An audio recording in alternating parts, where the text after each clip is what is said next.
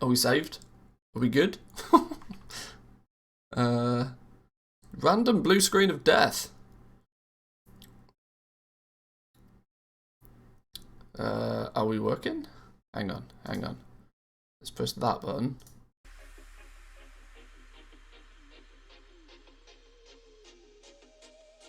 Let's try that again then, maybe. Are we definitely live? Who broke it? Somebody bust it. I have no idea quite what happened there. Random blue screen of death. I don't think my PC is all that happy. Oh, apparently we're live again. We're good. Let me just check. Let me check. Yeah, there we go. There's my big ugly face on my phone. We're good. Okay. Got a notification that pets might be good. Stream gone after 11 minutes. Guess they were not. Yeah, tragically bad. Tragically bad. I think Woo DDoSed me. Worried that I was getting into his pet market. I got shut down. Let's try this again.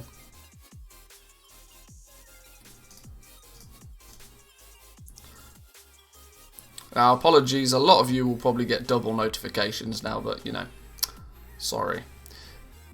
There's meant to be some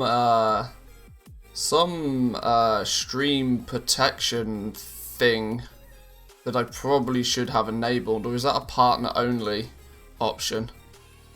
That, disconnect protection, here we go. Improve the viewing experience for your stream by enabling a backup of the event your stream. In the backup, your event stream is disconnected.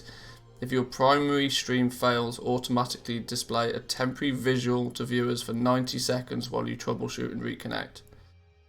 This requires the use of a major encoder to work.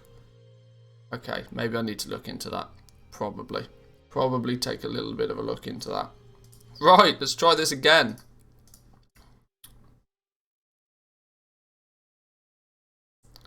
That was, what a fantastic way to start the week. Oops. Definitely been a benefit having all rank 5s and 6. Sold some that I would never have dreamt of selling. See, that's the thing, right? That's what I love about these, like doing things at scale. They probably disconnected you to make sure you get the backup tool? Yeah, probably. Now they'll charge me for it. That'll be how it works.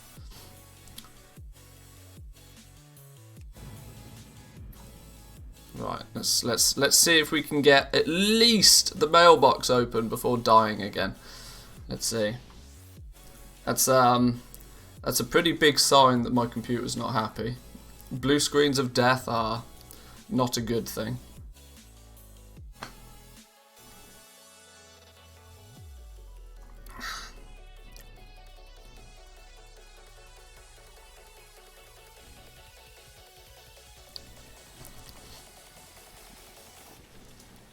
Right, TSM rebuilding item cache. Done rebuilding item cache. There we go. Well, that's maybe. And that's a start. 182. Oh, we sold a few things overnight. Let's grab these. But yeah, the main reason I want to get into pets is because I'm a little bit of in limbo, I guess you would say. The hype of patch 9.1 is drawing to its ultimate close. I think very quickly now we're going to start seeing the average price of the legendaries dip. The profit margins will get squeezed really tight as everybody gets more and more desperate to sell all their stuff. In turn, that will likely push the price of Korthite crystals down. With all of that happening, that period of time is going to be relatively you either need to do one of two things during that time. You either need to ride the wave out completely, keep on, you know, crafting and selling your wares as quickly as possible, or you need to liquidate and dip. Liquidate your stock and then just disappear until the prices hit their, you know, floor price, whenever that may be. I'm most likely going to ride the wave, I think, but we'll see. Right, let's get all these relisted, because no legendaries on the auction house equals probably no gold.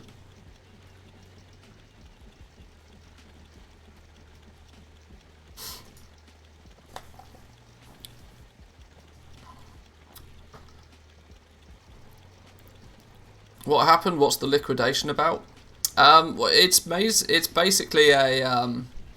I'm not saying I am going to do it, but it's a viable option for gold makers to when you start to see the prices of all of the stuff dramatically falling. Is that if you it means basically that anything that you craft today is ultimately worth less tomorrow, which incentivizes more and more people to try and get quicker sales. And the more people are incentivized to get quicker sales, often the harder the markets crash, or the faster the markets crash, because people keep undercutting like morons and profit margins get squeezed. And it's not necessarily a great situation, especially when you're dealing with very, very high value items. Like my inventory alone is probably worth a gold cap. So if the prices start, steadily dropping, I could be losing the equivalent value of like hundreds of thousands of gold a day by just not doing anything, just naturally because the prices are dropping down. So sometimes I did this once in patch 9.0. I liquidated all of my stock completely, sold off everything sold off most of the stuff that I had, and then just took a step back from the auction house for a month. That meant that you could just let the markets do their thing naturally. You're not worried you're not making any gold, but at the same time you're not really losing any gold, and that's the key. But who knows? The average price of Korthite crystals may continue to be, good for a small while yet. We don't exactly know. Lacerite ore went down to 5 gold again yesterday. Yeah, see, there we go. People are sounds like we'll be playing Dyson Sphere in 2 weeks' time. I do want to go back to that game actually. It's had a lot of updates since we played it first. That's for me at least. That's the benefit of streaming on Twitch now. That I don't feel locked into only playing World of Warcraft, which was the biggest problem for me streaming on YouTube, because unfortunately, viewer numbers on YouTube matter, whereas on Twitch they don't matter anywhere near as much. Obviously, I would much prefer it if people were to watch and to enjoy it, but there's no long-term downside to, streaming something different for a while. I would love to get to the point where we maybe just pick a day of the week, and maybe Friday. Friday's a good day for this. Maybe to just pick a day and just go and play something else for a day.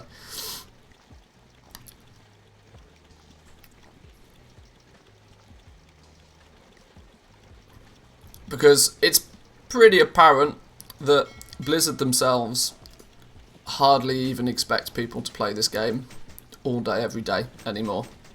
Even Blizzard seem to have the mindset of it being a relatively seasonal thing. Playing Final Fantasy XIV and WoW 2. Well, see, there are obviously on the horizon additional options for MMOs. The problem is an MMO is not just a game you can dip in and out of. An MMO is a commitment. And honestly, I did take that Sand Scarab, yeah. Honestly, I think I don't have space in my life for another MMO. Are you meant to be in your intermission scene? Probably not. We could probably switch around. I wasn't doing anything particularly interesting anyway, I was just having a chat, but I don't really have, I think, because I know what I'm like, right? If I start playing another MMO, it will take over my life, and it will quite simply mean that I will then abandon World of Warcraft for as long as I'm playing the other MMO, which is not something I want to do.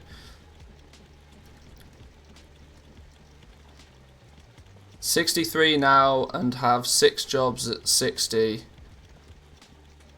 Was on a trial account and decided to buy it because of the deal they have for €15. See, I don't know. I genuinely don't know anything about Final Fantasy. I've not even watched people play it, nothing like that. And additionally, Final Fantasy, because it is very, very storyline based, is a game I would want to sit down and just genuinely just actually engage with the storyline a lot. Which I don't feel that that's a very good... I don't think it's great stream content.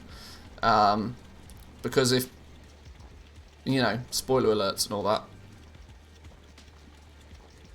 Sold a 262, it's a good morning. Any sales of 262s is good. Morning, afternoon or evening.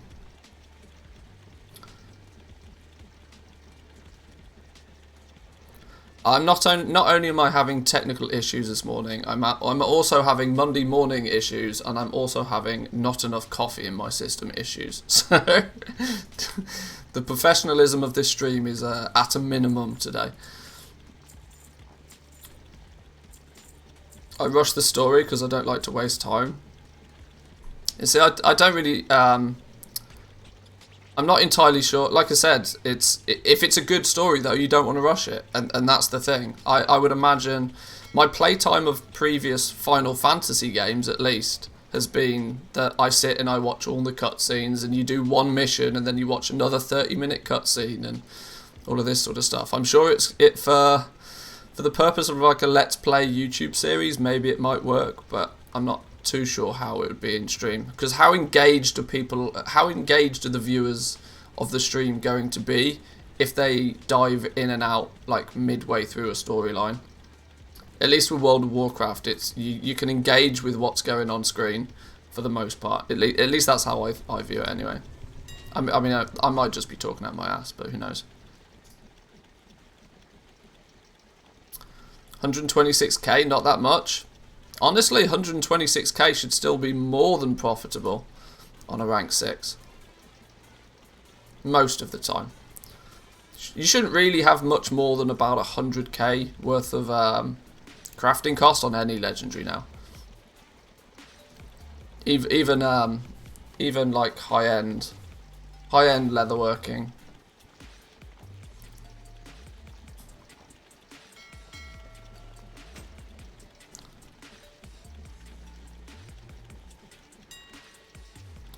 Right, there's this realm, kind of rocking and rolling. Let's get the other auction house account up and running real quick. Oh, I've just realised I probably have all the system settings wrong. There we go, that's fine. Yeah, we don't need a bajillion FPS to a bank character. We do need max background FPS though. There we go.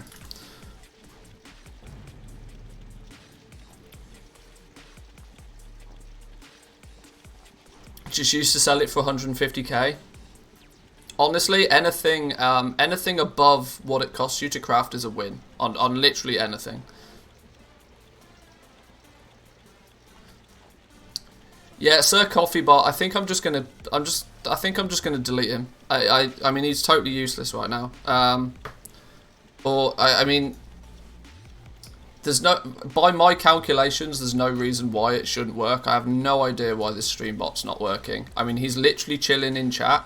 The only person that's not chilling in chat, who I think should be chilling in chat, is Streamlabs. Now I can't work out why they're not, because Streamlabs actually is what controls the chat bot. And yeah, I've got genuinely no idea why it doesn't work. I've tried everything I can possibly think of to get it work, short of just using something else. Because I'm more and more falling out of, I mean, I didn't particularly love Streamlabs in the first place. I use Streamlabs OBS because it's it has the chat integrated to it, and there's a few things that is in my opinion slightly better than the default OBS. There's also things I miss from not having the default OBS. So it might be time for a bit of a switcheroo. Have I asked Streamlabs support?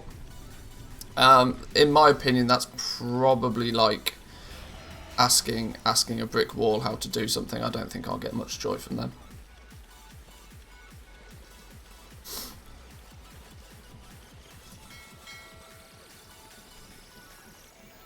Oh no, 700 expired auctions.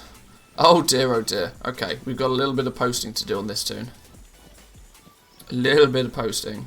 Oh, sponsored ad coming through. Appreciate the sponsored ad. You guys have got to remind me, I forget to run ads all the time. Base OBS and the Streamlabs plugin is just better than Slobs. Huh. I might investigate. I might investigate.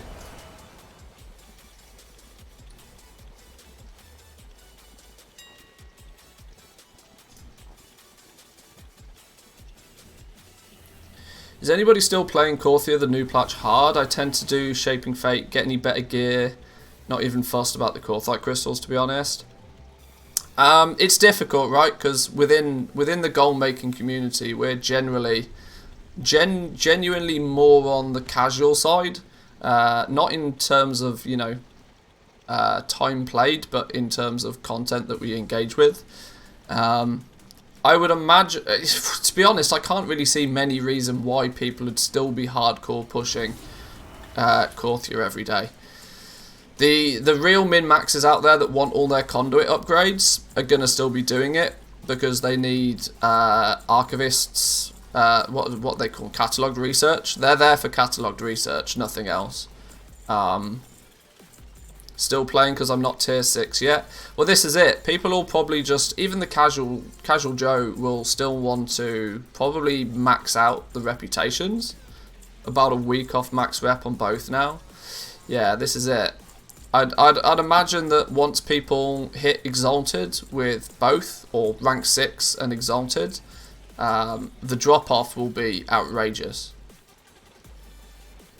And I think it will be at that exact point where the price of Korthite crystals will start dropping as well.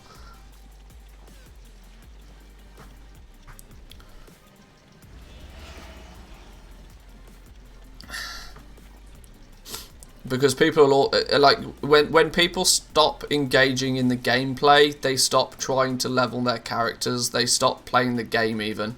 And that will mean that a huge quantity of the player base just stop playing.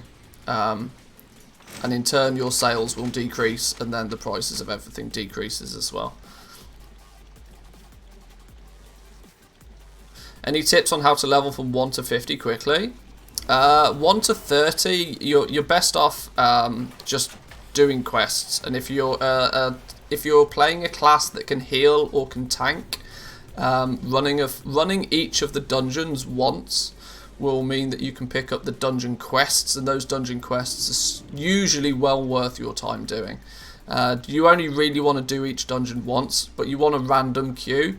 If you randomly queue into a dungeon that you've already completed, it's often better to just desert it, get the 30-minute deserter buff, go do some quests, and then queue again. Because the dungeon quests and the XP bonus for completing the dungeon through the random dungeon finder is worth getting. If you're a class that can like instantly queue, so a healer or a tank. Otherwise you just want to quest until 30, and then if you want to make a little bit of gold on your reach to 50, from 30 to 50, just pick up herbalism and mining. You can actually level relatively quickly and pick up a bunch of old world materials that will probably be quite valuable. Buy a boost. Well, that, I mean, obviously that's one way to do it, but I'm quite sure people wouldn't be asking if they were just willing to buy a boost anyway.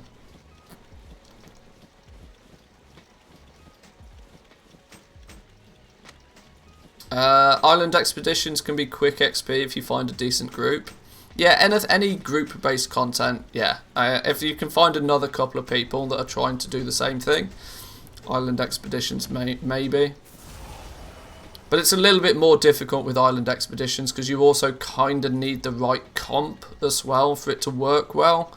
You preferably need like a, you know, an invincible tank to just aggro everything and then, you know, zerg stuff down.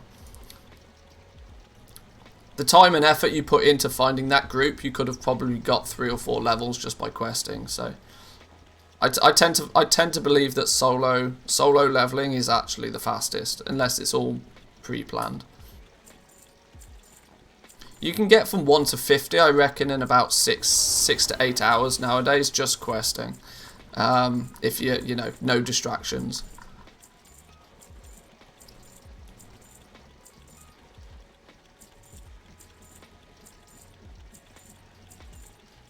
Or drop $1 million gold on tokens and just buy a boost. that's another option.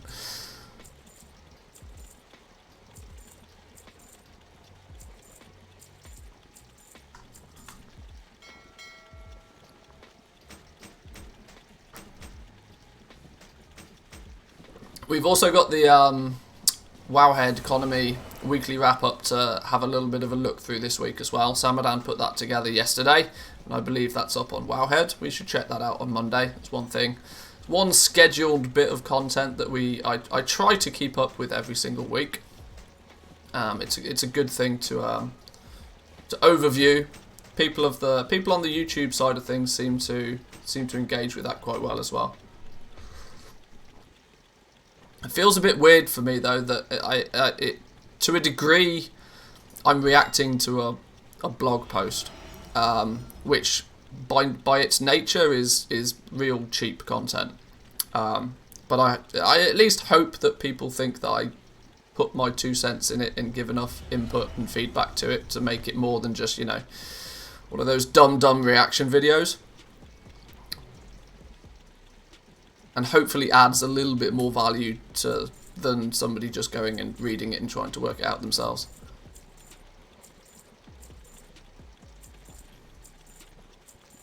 Wow, that's a character name that's not going to last very long. Bank Wanker, yeah. I imagine that character name isn't going to last very long.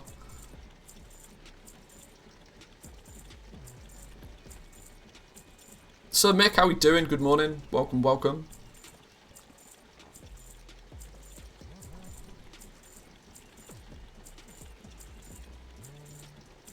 Why? Well, I think there might be some people that might take offense to that one.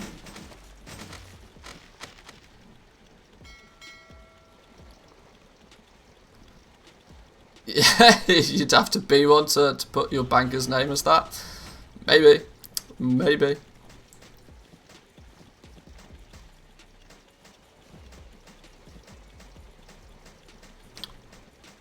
It's like it's like that phrase, isn't it? Everybody's got an asshole as a friend. If you haven't, you're probably the asshole. It's the same sort of thing.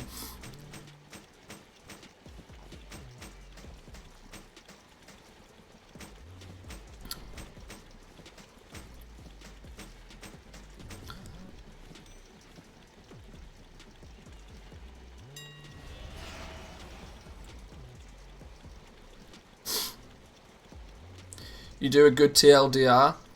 Oh, see, that's what I tried to achieve really with going over the blog post. Is I kind of feel bad that Samadan does the major legwork of it, because obviously he puts the article together. But we make sure to give him a shout out. Well, I mean, he's technically getting a shout out every week, so I know shout outs don't account to much, but brand awareness is key. What I kind of find annoying with the Wowhead Economy post is that Wowhead haven't made him a user so that he can post the article himself. It's just a real subtle little thing, but if it actually, you know, posted by Samadan, it's a tiny little thing, but I think it would be Because who's it end up being posted by? Peculiar. Yeah, there we go. Just one of the Wowhead admins. I don't think Samadan adequately gets the credit he should do for putting that together every week.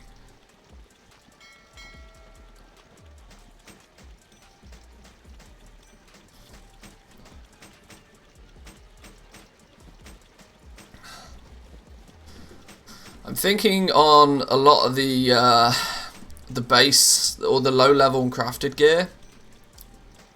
Sorry, it's not even low level, is it? It's low item level crafted gear. I should probably switch up my posting time just because I can't be doing with relisting 800 auctions twice a day. I'm at a point now on both my realms where I really need to trim the fat, I think is the best way to describe it.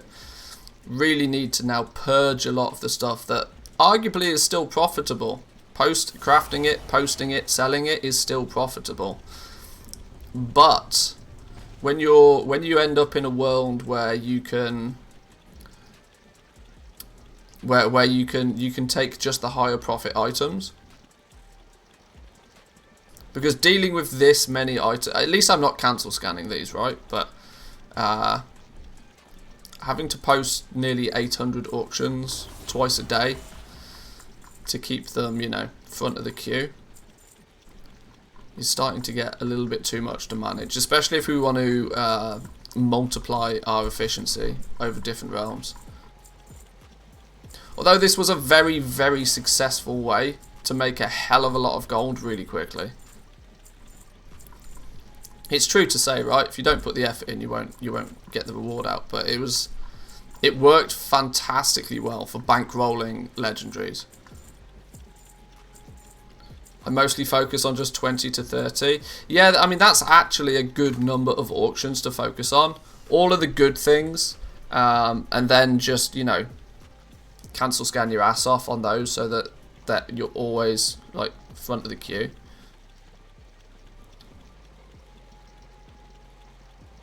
Just glanced at it, but I think there's a guy in the Wowhead weekly post that made a shit ton of gold with Crafters Mark 3s.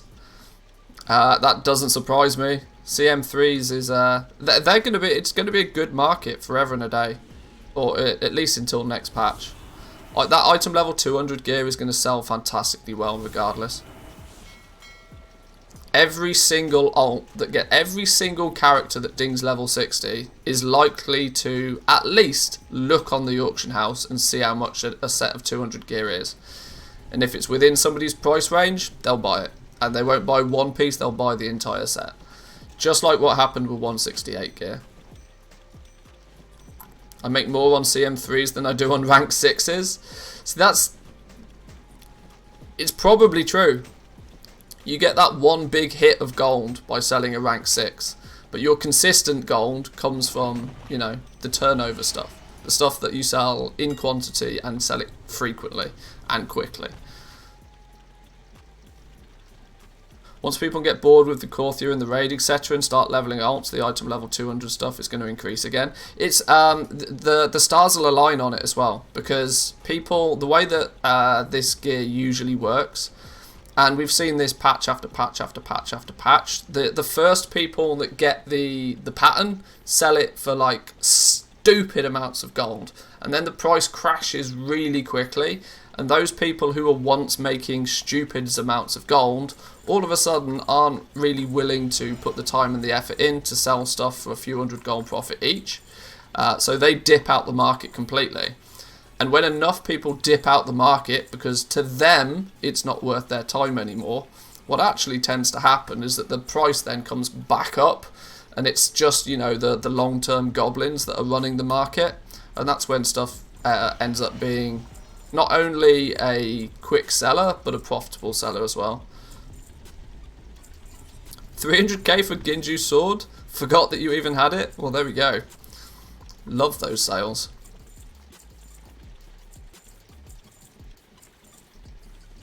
Rank 6s are moving slow and have low margin right now. The Crafters Mark 3s have great margin and they just sell all of the time. It's probably true.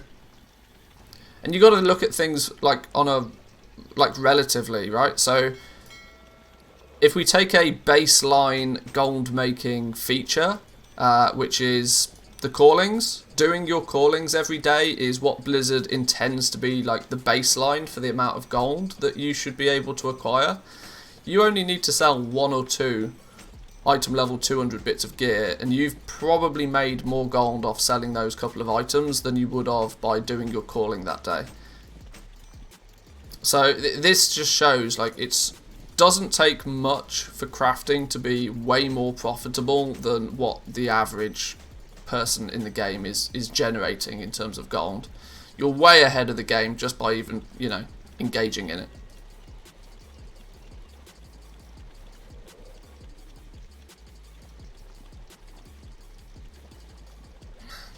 Need to farm for other markets now. You have to find things that sell relatively fast.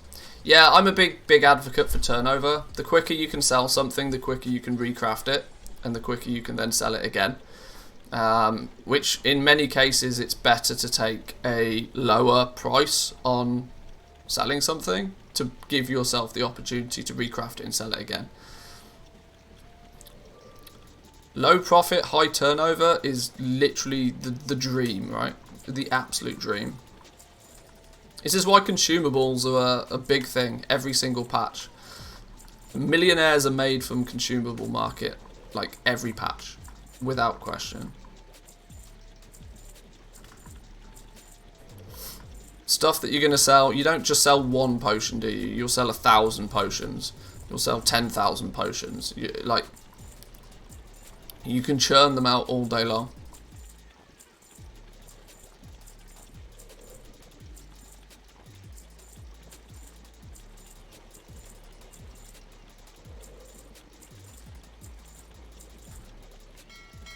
Right, we're getting there. Only 220 still to go.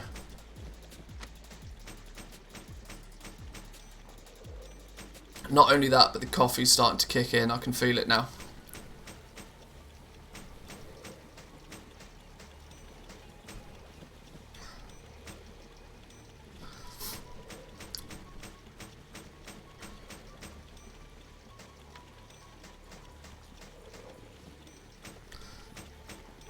I've actually chosen to purge through a whole bunch of my low-level legendaries because I'm just sat on way too many of them right now. I'm willing to just, you know, borderline give them away. Just so it, like we were saying earlier, just to have a smaller inventory of items that we're dealing with. Because I know ranks 1 through till 3 are just in the bin. And they will be for a significant amount of time.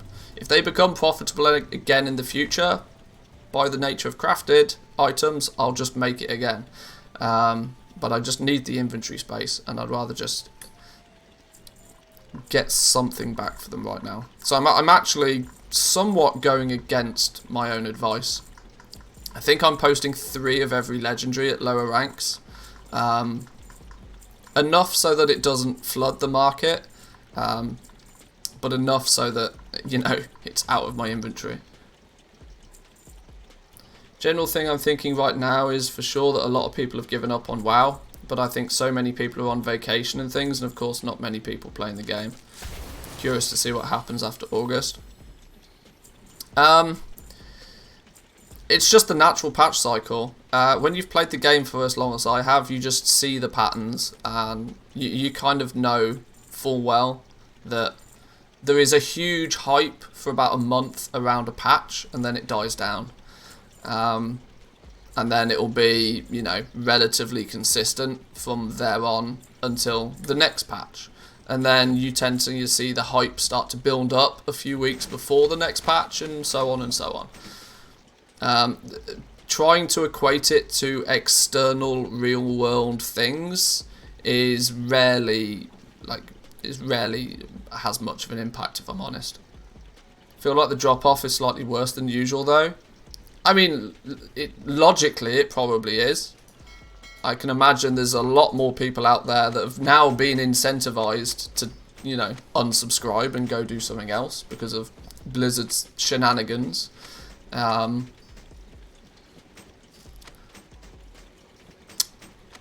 I think you're going to notice it way more if you play on a lower population realm.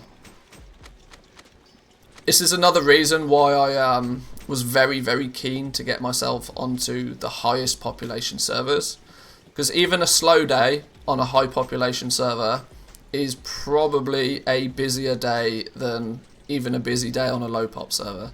So, okay, I sold a whole bunch of Grimvale sandals for 2 gold apiece.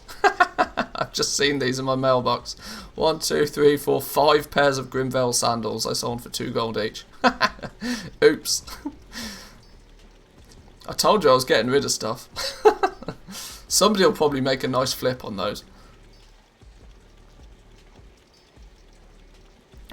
It's because I have been quite aggressive on my auctioning operations on those. I think if they come out with absolute top tier content, those people will come right back. Oh yeah, like people are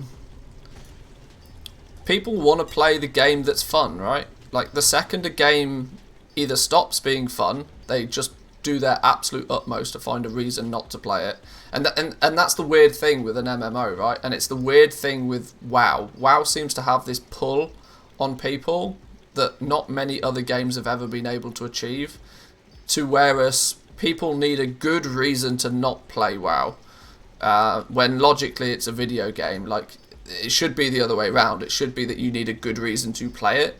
But WoW seems to have some sort of magical ability to, you know, bend the rules a little bit. People need a good reason to not be playing WoW. But when that good reason comes, they can jump ship real quick. But then it doesn't take a whole bunch more to bring those people right back again. Because people are invested in the game, right? They've got characters that they've probably played for years. It's like Counter-Strike, people always come back. Yeah, exactly. It's like, there's not many games that have been able to achieve that.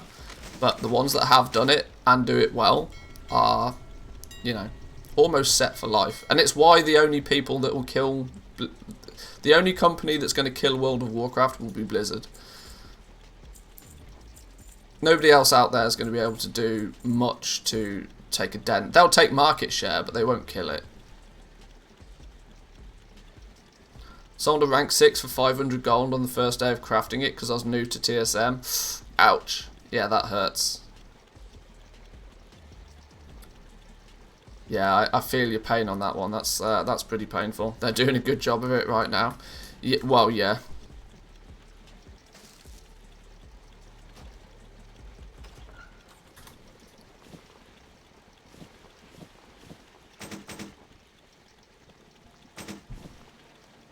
Oh look, another 5 pairs of Grimvale sandals to put on the auction house that are currently being listed for like pennies.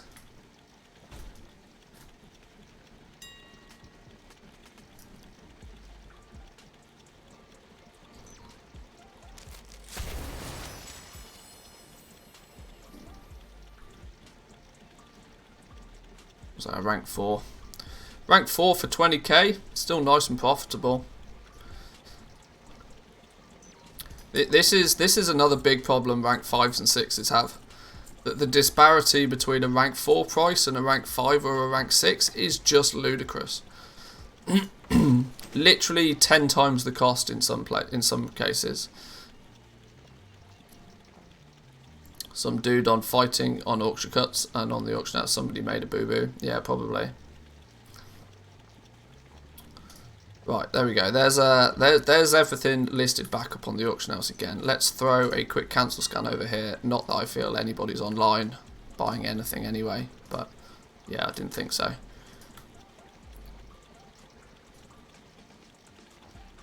Right, what's the WoW token at? Just out of coincidence. 250,000, exactly.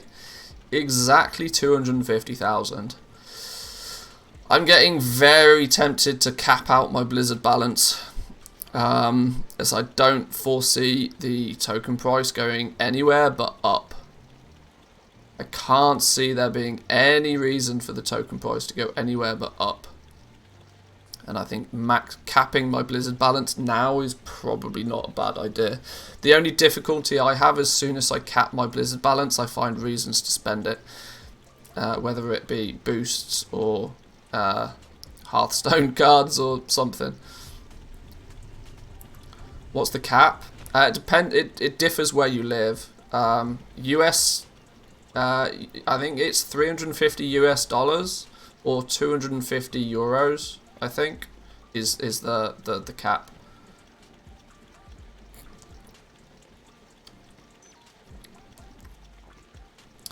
It will go down Wednesday, then go up, in my opinion. Capped mine at the weekend. Yeah, also depends if you have an authenticator. If your account's authenticated, you get a little bit more. Or, in fact, it's just the fact that you get less if you don't have the authenticator. I can't remember.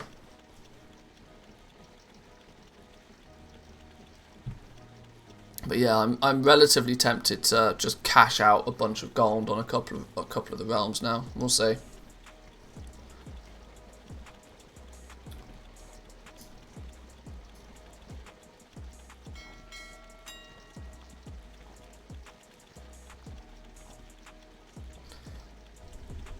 Still 2k a piece over here for Quartzite crystals, which is in quantity as well. I'm wondering what is our LST looking like in terms of rank 6s. We're not missing any rank 6s, apart from the Shadowgas necklace, but not having that is not the end of the world, as it's sub a good price. So I don't think I'm in drastic need to recraft and buy more Quartzite crystals, but 230 sub 2,000 piece. It's probably worth half a mil. Do we just buy them up to there? Buy them up to there so we've got them. We use those in a day or two, I think. Is Druid still the best farming character? Thinking of going back to gold farming. Druid is without question the best farming class for many purposes, right? In terms of that, you'll have running dungeons is for transmog is very good with a druid. Any like herbing and mining, they're super good because of instant travel form. Yeah, druids are just best in slot without question. My bet is 380k for the tokens by Christmas. Yeah, we were talking about this the other day. There's also a hell of a lot of stuff coming out that will incentivize people to turn their gold into into Blizzard balance, which will spike the price of it as well. Because just generally speaking, how many people right now feel the need to get more gold in the game than they already have? There's not many. I mean, there'll be a few people that will want to get their second and third legendary and that sort of stuff, and those people who don't mind spending an extra 20-40 bucks a month on some gold for the game will still buy their tokens. There's plenty enough people for that to happen, but I can't see many reasons why huge amounts of players will want to buy them.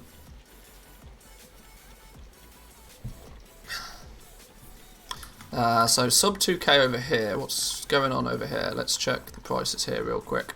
Not that I have any incentive to buy Quartzite crystals on my home realm. I say home realm. Sylvanas is not really going to be my home realm for much longer. It's where my main character will live, but...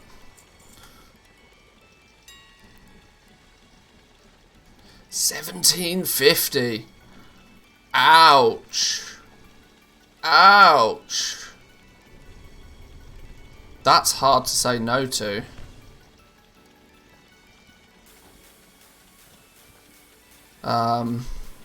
Because I absolutely definitely need to craft some. Oh Jesus! Look at the prices.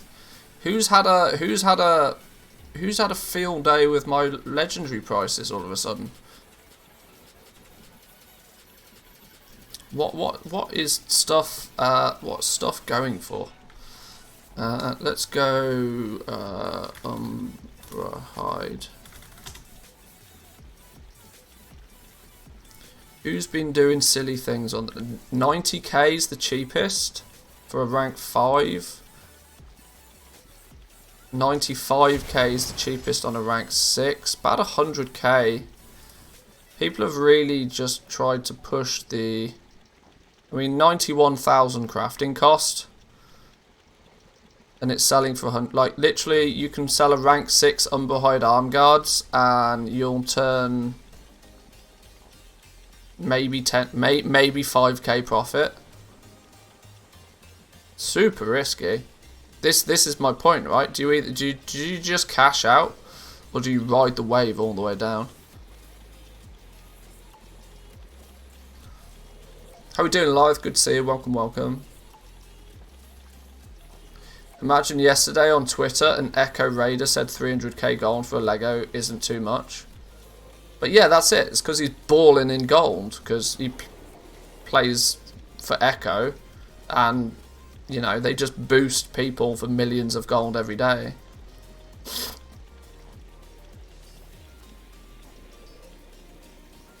And they spend 250 million gold per patch. Oh, a Lego is too much. Sorry, I read that wrong.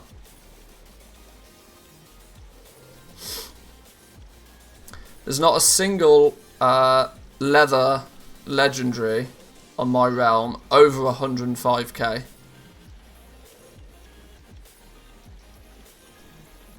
Right, even when there's only one. I mean, that's literally crafting price.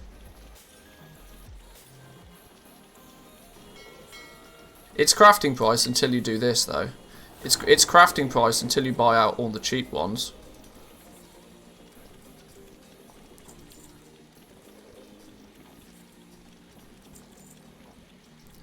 Now your smart average buy price goes down. I mean, not too far, but 1900 gold is now my smart average buy price. Which is only 33 gold less than the actual market value for these things now. Damn.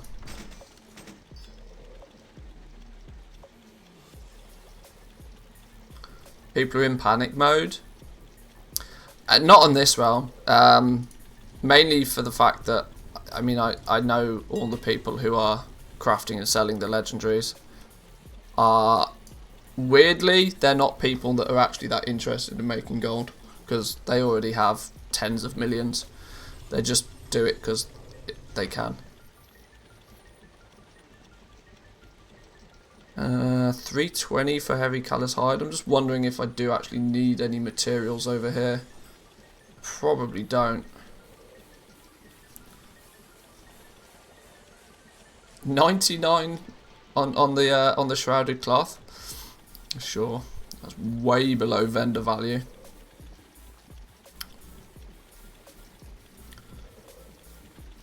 I just don't want any more shrouded cloth than I've already got. Yeah, there's not a huge amount of stuff that I'm incentivized to pick up right now.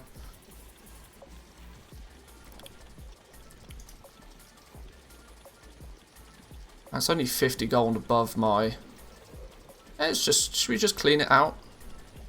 Should we just clean it out, get a reset? I don't think there's actually much benefit to me even doing it. It's 200 crystals, it's 5 legendaries.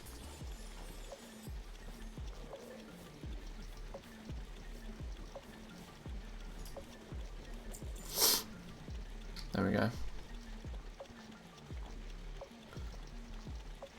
I think this reset might be the last big hurrah, then a long tail down from then on. Ha! Literally, as I talk about Umbra Hide Arm Guards, we sell a pair at rank 2. Rank 2 Umbra Hide Arm Guards, 17,000 gold, crafting cost of 7. So, interestingly, right, this rank 2 Umbra Hide Arm Guards would be more profitable right now than selling the rank 6. That makes no sense, right?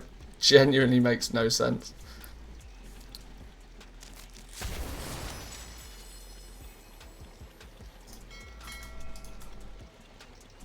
Grimveiled Sandals. Oh, rank 4. Alright, cool. Right, there's not a huge amount I need to look at doing material wise. Wow, look at the numbers on some of these now.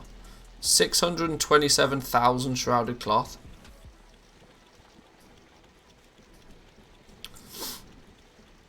$370,000 shrouded cloth. Do you think people are out farming lightless silk again by chance? Christ, it's outrageous. I saw pallid bones are basically free on my realm. Now, if I had storage space for all of these, I would be buying these like an absolute crazy person, because they're basically free, right? I can spend 121,000 gold and get 150,000 pallid bones for an average price of 84 silver a piece. You know how profitable that's going to be when Desolate Leather tanks in a week or two? It's just going to be silly. Like, you'll just be shuffling bloody bows for weeks, but oh my days. Like, you literally, that's easy double money there. I've got 700,000, but yeah. Once Desolate Leather tanks in price, because it's going down again, right? Desolate Leather's only expensive right now because there's a, you know, a bit of a boom on it. But when this goes back down to like 2 gold a piece, which it inevitably will do, all of these pallid bones, you're just going to print gold on those. But it's shuffling, right? And that's the problem, right? I just can't. There's no point me buying all of this shit because I'm just never going to use it.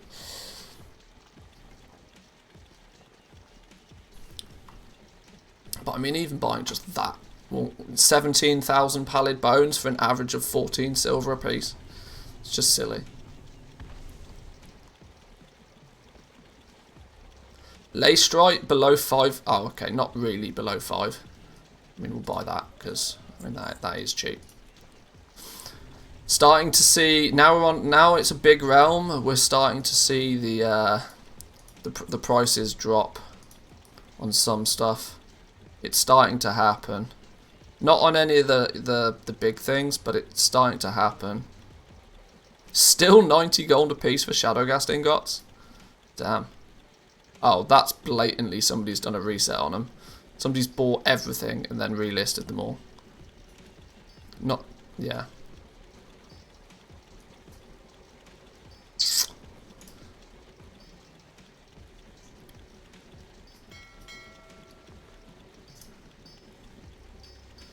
Ravencrest had Phaedrum at 10 gold a piece yesterday. Bots are going ham again. Do we think the bots are back, do we? Is that what we suspect?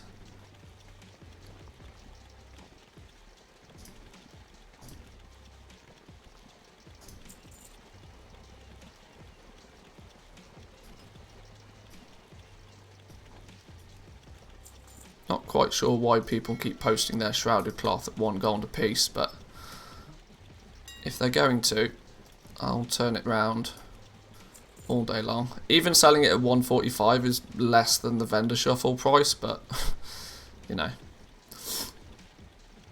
There's 80,000 of them below 11 gold, so I expect so. Somebody dumping tons of ore on Ravencrest regularly could also be server transfer.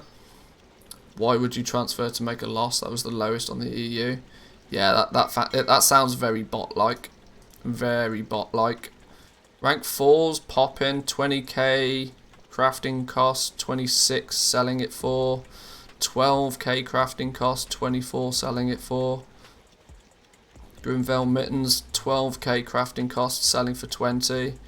The profit on rank 4s is outstripping what the profit is on rank 5s and 6s by a mile. How ironic that the rank 4 is the secret winner at the moment. I mean, it's not that much of a secret, but you can turn a greater profit, and you probably sell rank 4s faster than you will rank 5s and 6s, because there's no requirement for Soul Cinders. Secret market being the rank 4s, I think, for sure. But anyway, we're about an hour in. Before we get into what I want to be the meat and bones of the stream this week, and that is learning how the hell pets work, I think it's time to do the Wowhead Economy Weekly Wrap Up. Let's get that up on screen. Let's get that prepared. Wowhead.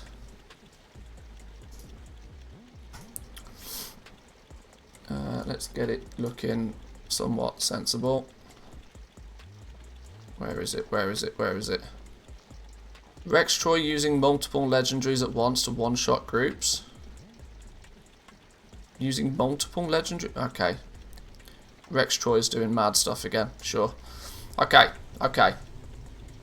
For those that are regulars, you'll be aware that I overview this in a YouTube-esque fashion. By that I mean I go through it with the mindset of just chopping out that section of the stream to make the update video for YouTube. I will be keeping an eye on chat, of course, but feel free to throw your questions into the chat and we'll go through them towards the end if needs be. But yes, I record this as if it's a YouTube video, so just, you know, be aware if you're watching live.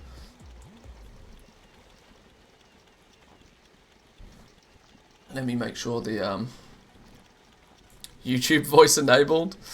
I don't have a YouTube voice, it's a myth. Make sure the music in the background is not too loud. There we go.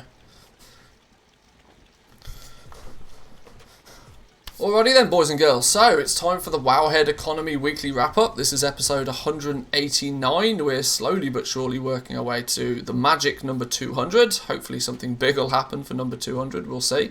First, we've got to give a shout out to Samadan. Thank you to Samadan for putting this together for us each and every week. It gets posted up on the Wowhead blog. The link to the article, if you want to read through it yourself, is in the link in the description down below. Now, so, what have we got in our table of contents this week? It seems to be a relatively small table of contents. The state of the economy 1 month after patch 9.1, and then further reading. Doesn't appear there's a lot to it this week, but let's dive straight into it then. So, the state of the economy after 1 month. It's been a little over a month since patch 9.1 came out, and it seems like a good time to check in on the goal-making economy to see how people have been faring with the new markets and player activity. A lot has happened in the month, more ups and downs than the Dark Moon roller coaster. Very true. So let's see what's going on here then. Just curious what people's experience has been and how it stacks up to their expectations. High pop servers, but merged, so not a lot of high-end raiding guilds. Focusing on crafting high-value items, armor, etc., not flipping or consumables. In short, I've more than doubled my liquid gold and still have a lot of materials in the inventory. I mean, that is to be expected on a high pop. If you're focusing on the big ticket items, that will probably be the case. Your inventory value, though, should almost always be significantly more than what your actual liquid gold is. Having liquid gold just lying around in your bags is usually not the best idea. Spend it on something. Make that gold make you more gold. That's the plan, at least. The outcome's been good, but I didn't make it to where I expected to. Now, doubling your gold should be, I mean, the best case scenario anywhere, really. Like, you should be really happy with doubling the gold. That's a crazy achievement. Well, I suppose it's not so much a crazy achievement if you doubled 100 gold into 200 gold, but to be focusing on crafting high value armor, I would be of the assumption that we're talking about millions here. So I'd imagine that that's definitely a good achievement. So they started in 9.0 with Dark Moon cards, and it wasn't that great. Too easy to get into, and the markets had tons of competition. Prices hit a very early floor. People still make good amount of gold off Dark Moon cards to this day. Let's not forget that the Dark Moon trinkets are item level 200, which is now on par with like Crafter's Mark 3. So it's still a go-to item for every single character that levels an alt. You ding level 60, you go to the auction house, you're like, right, can I buy some gear? Can I boost my item level?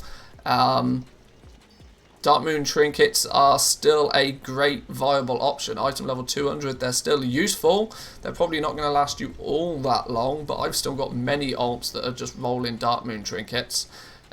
So I would imagine that you can still... The fact that they were really easy to get in did cause a big amount of competition to begin with, and they did crash pretty heavy, but you could still make some serious gold with Darkmoon cards, I'd imagine. Still sell them daily. Well, the advantage you have is that it's one of those markets that becomes easier the longer you do it. When you have like lots of all of the cards and you're just, you're milling and you're crafting cards to fill the gaps, and then you fill a gap and then you make a trinket, your actual expenditure to keep the system going is a lot less. It's still relatively difficult to get into Darkmoon cards because there's a huge initial expense. You have to invest a lot of gold before you actually start to see those steady trinkets being created, which does put off a lot of people from even trying. So I think if you're still crafting and still selling Darkmoon cards even to this day, you'll probably be making a fair bit of gold off them, I'd imagine.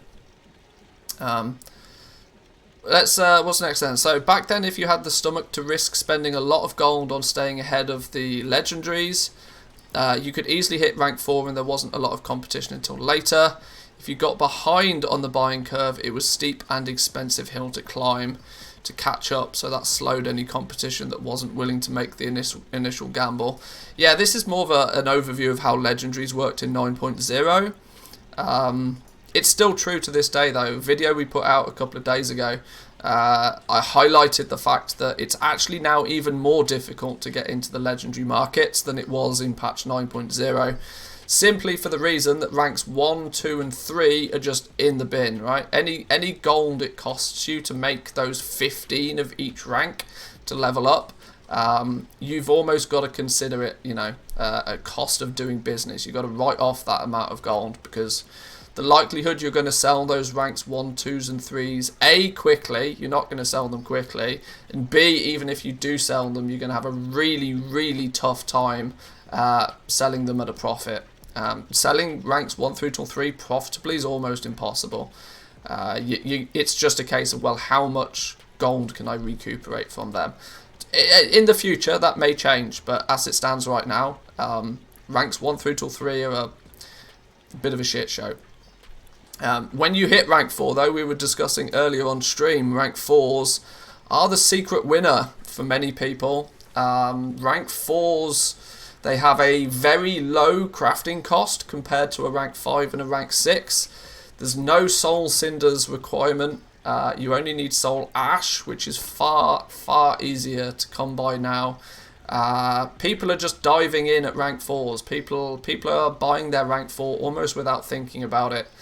And in turn, they're very, very profitable most of the times. Rank 4s are the secret winner for me in patch 9.1.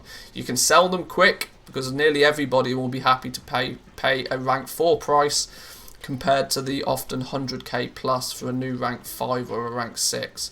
So yeah, if you do get your legendaries leveled up and if you do get your professions leveled up, rank 4s will probably be the actual money maker for you. But I'm sure people's experience will be different. Crafters Mark 3, and I'm going to call it Crafters Mark 4 because it's easier to say. Tons of margin on them in the first few weeks, but prices have tanked since then. Still profitable for some professions overall, but kind of meh. I don't totally agree with this. There was, yes, tons of margin on the new Crafters Mark stuff for the first couple of weeks, and it did, yes, dip very heavily. But a lot of the early birds that made silly gold on Crafters Mark 3 and 4 in the first week or two have since stopped trying to sell it. Because when you get used to making 10,000 gold profit on everything that you sell, to make 1,000 gold profit doesn't feel as nice. But as many goblins will understand, that if you consistently make 1,000 gold profit selling something, and you just do it weeks and weeks on end, you end up being very, very, very, very wealthy at the other end of it. It's now a market where it's kind of the long-term goblins that are kind of controlling it, meaning that the crafting cost is quite low again, and the actual average selling price for this Crafter's Mark gear is pretty high. And people, at least in the case of Crafter's Mark 3, they're buying it in it like a whole set at a time. People are buying like 6, 7, 8 pieces at a time. So that 500,000 gold profit maybe on each piece all of a sudden adds up when people are buying like 8 pieces off you in once. If, of course, you can keep your auctions front of the queue. Legos, this person claiming that they've been a bit of a disappointment after they were so successful in 9.0. Done okay with them, but the absolute margins are not much higher than they were for 9.0. Yeah, margins on rank 5s and 6s is a bit tough right now. We're about to start to see the decline of the rank 5 and 6 price, I feel. Korthite crystals are still readily available for most people. And there is less and less people every day looking to buy their rank 5s and 6s, especially rank 5s. Rank 5s are in a bit of a bad place. Rank 6s though, people will still buy them, but it's more of a case of they'll buy them when it's the right price for them. They're not in too much of a rush. This is why I think rank 4 is the secret winner. Crafting and selling rank 4s is easy gold right now. In short, I'm surprised that 9.1 results have been good. A lot of huge early margins on 230 and 200 gear, but definitely not what I expected due to lackluster Lego. I think people's expectations going into 9.1 were a little bit jaded. The likelihood, or at least the way that it looked, people expected to be making millions and millions and millions of gold off both rank 5s and rank 6s, which ended up not being the case. The balancing on rank 5 meant that it was super unattractive to most people. There's very, very few people out there that are likely to, after giving it more than 2 minutes thought, very quickly you realise that rank 5 is just a waste of gold. And that's not good for goblins, right? Because we've firstly, every single rank 5 that's been crafted, some goblin has bought 40 Korthite crystals to make that thing. The expense of crafting a rank 5 is virtually exactly the same as the expense of crafting a rank 6. And when the demand for those two ranks is so different, yeah, the rank 5 market is not in great shape. But people expected to make lots of gold on both of them, and we're still making lots of gold on rank 6s. It's just rank 5s, unfortunately, not so much. So I can understand why expectations weren't met, but generally speaking, patch 9.1 has been a very, very good patch for gold makers, I think. Crafter's Mark 3, Crafter's Mark 4, fantastic sellers. Consumables, still in a great place. Potions, flasks, food, feasts, all of that sort of stuff flying off the shelves on most realms. And most of it, and one thing to note as well is the big goblins on your realm are probably focusing on the high ticket stuff. They're probably focusing on crafting those big ticket legendaries, buying and flipping those raid BOEs. Because of the auction house throttle, meaning that you can only handle so many items at a time, the consumable market is left pretty much in the hands of the intermediate goblins and beginner goblins, meaning that you can quite frequently make a huge amount of profit and with huge turnover as well, which is good. You're not necessarily always competing with the super mega goblins on your realm with consumables. Now, obviously, there are some goblins that do everything and are still making millions off the consumables, but it's a good market to step into when it comes to crafting, at least. Samadan has put together a video on his own perspectives based on sales from Shadowsong EU. A few tailoring legendaries available, only one of each of the capes at rank 5s and 6s. Sales have been occasional but profitable. Rank 4s have been the best seller for Samadan. See, once again, rank 4s are appearing to be the secret winner, right? The little bit of the secret winner. Those that leveled up their legendaries are having good time good times crafting and selling rank 4s right now without the ridiculous risk of buying Korthite crystals and crafting rank 5s and 6s, which is, yeah, which is good to see. Large bulk of the profits have been from Crafters Mark 3, and even novice Crafters Mark gear has done well. This is another example, right? It's just simply the novice Crafters Mark gear. For reference, that's the item level 87 crafted gear that people are making.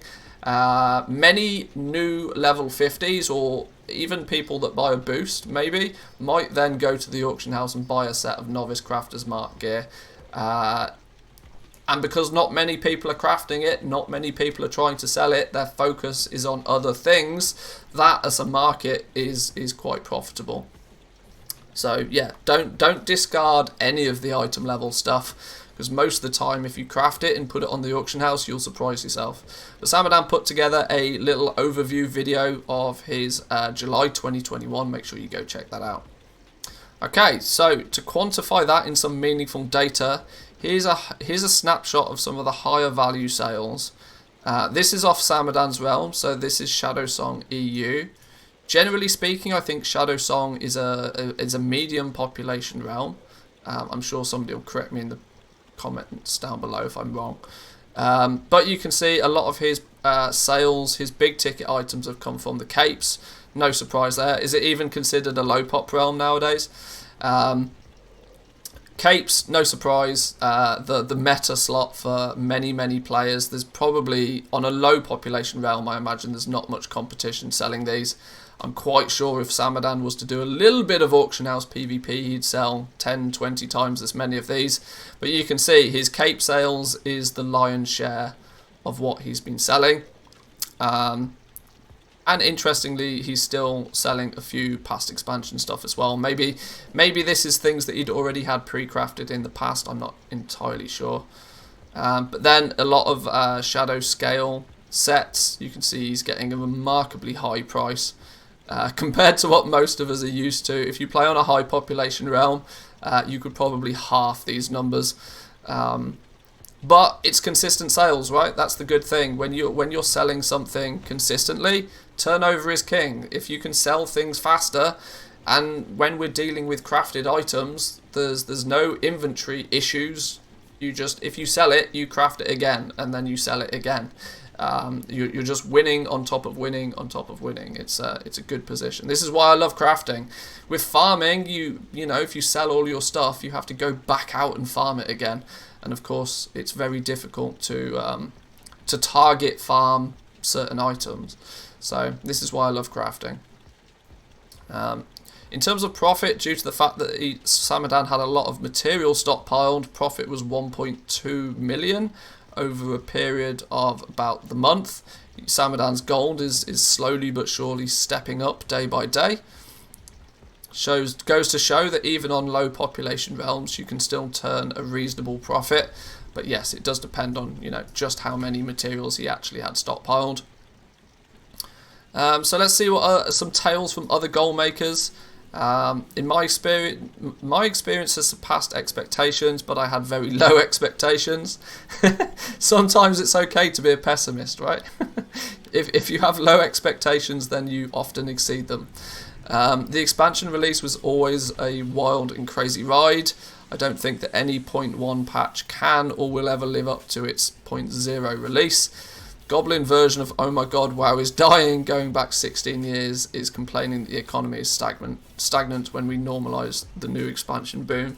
It's all about perspective, right? The first patch of an expansion is a ridiculous time for goal making, and so hence why I tend to focus on it pretty heavily, and many other people do. But yes, the mid patches of an expansion is kind of the normal period. It's not. It looks like the markets are dying. It looks like you know, the economy's dead. Like WoW's dying. Realistically, though, the player base that you see sort of mid patch, mid expansion, is the average. It's just a spike at the beginning, and maybe by the very tail end of the expansion, you're at a low point, but. At the moment, the player base that we have now is probably the kind of the normal, I would say. Profited a lot off the 9.0 Legendary Rush. but got burnt out trying to no-life relist out of necessity to compete with more active goblins. Yeah, don't kill yourself with Auction House PvP. Spread your markets out a little bit more. The more you spread your markets out, the less necessity there is to no-life Auction House PvP. But if you do it and you focus on 20, 30 items, the super high selling items, you can still do very well. Blues with crafter's marks, green blacksmithing weapons. This is another thing, right? Weapons are an odd one. The blacksmithing weapons, you can't craft level 60 versions of them. I'm wondering if Blizzard are going to do something in patch 9.2 about the crafted weapons, because they seem to have been left behind. They do still sell though, because weirdly, you're not guaranteed. I mean, you can go to Korthia and you can do your dailies and you can open your Korthian armaments and you can spend your anima on trying to get a good weapon when you first ding 60. But there's no real easy guaranteed sources for weapons. So even the old school blacksmithing weapons may end up being higher item level than what people ding 60 with, especially if they've just zerged through the content really quickly. I've yet to get a weapon from the armaments. They do exist. They do exist, but they're, it's obviously much harder to get a weapon from them than it is, any other piece of gear.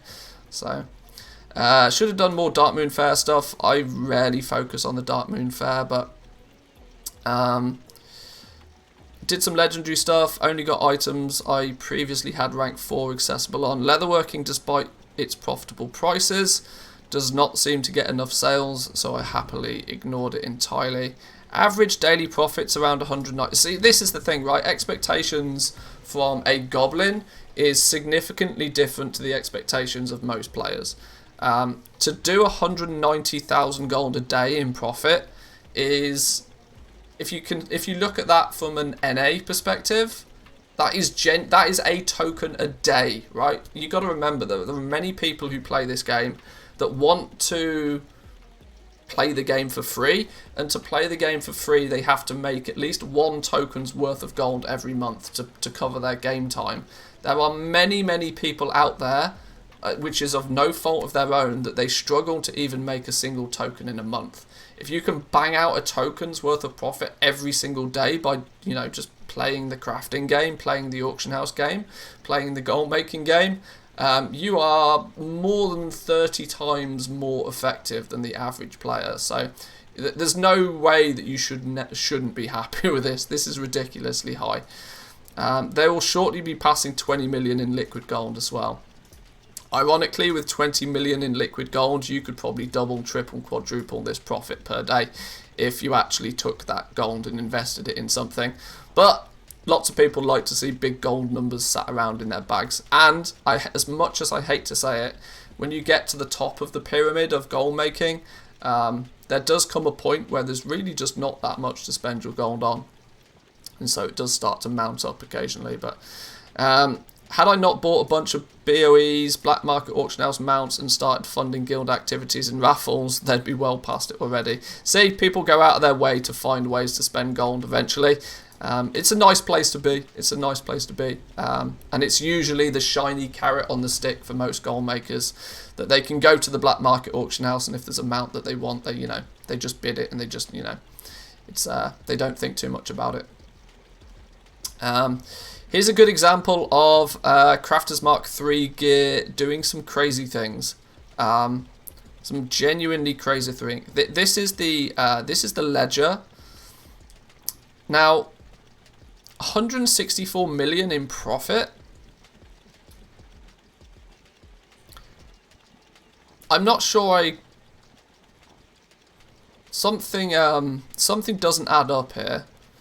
164 million gold in profit off 172 million in sales. Something feels very odd there. I wonder if they're buying their materials on a I don't know what's going on here, but these numbers feel weird to me. Let's investigate. Now 9.1 got released, some pets but mostly Crafter's Marks gear and the Chained Iron gear. Had no interest in legendaries this time round as it seemed like it was going to be more competitive, so many people were going to go that route. Super hardcore on the reputation. I paid somebody 100,000 gold to drop me a collapsing rift stone on day 1, so I had all my rift accesses from there on. With 2 characters following my main covering 3 of the highest population servers. I leveled each profession, probably around 3 times on each character as I mass produced stuff. But because I had no competition for ages, it was just selling at a stupid rate and I had to cycle it round and level it again. Oh! This sounds like one person was rotating the professions on their just leveling to get the rep needed, and then just leveling a profession, crafting a guild bank's worth of inventory, and then dropping that profession to take another one and repeat it that way. So instead of having multiple characters, they were just using one character and rotating the professions. I mean, that's a smart way of doing it, but only if you know that you can absolutely sell outrageous amounts of stock really quickly. At that amount, maybe you didn't tick the vendor thingy in TSM Ledger. Maybe. Yeah, so these numbers don't play true. There's no way you can spend 7 million gold and turn 164 million out of it. It's just not like that. That's like spending 100 gold crafting something and then selling it for 10,000 gold. That's just not right somewhere. Something's not right with these numbers. Might have stocked on materials months before. Well, that's also a thing, right? You could have just had guild banks and guild banks worth of materials in the past. This 7 million gold probably is just arboreal shards. In fact, I can nearly guarantee that if you're making the new Crafter's Mark 4 gear, you'd spend more than that on arboreal shards. So something's missing here. But either way, I mean, just 172 million in sales, not focusing on legendaries is bonkers, right? Do that on a what are we, like 4 weeks into the expansion, 30 days. That's crazy amount of sales, just pure revenue sales every day. But if you do it across all of the professions, then, well, look at the quantities of these that have sold though. Quick Oxane Necklace sold 150 of them. You're selling relatively equal numbers of all of this top stuff. 100 plus of nearly all of them. Oh, I've also remembered, this is the guy that did the Bauble Worms. So Ruby Bauble Worm, Topaz Bauble Worm, and Turquoise Bauble Worm. These are, so there's 8 plus 6 plus 4 million gold of just arguably almost pure profit there as well.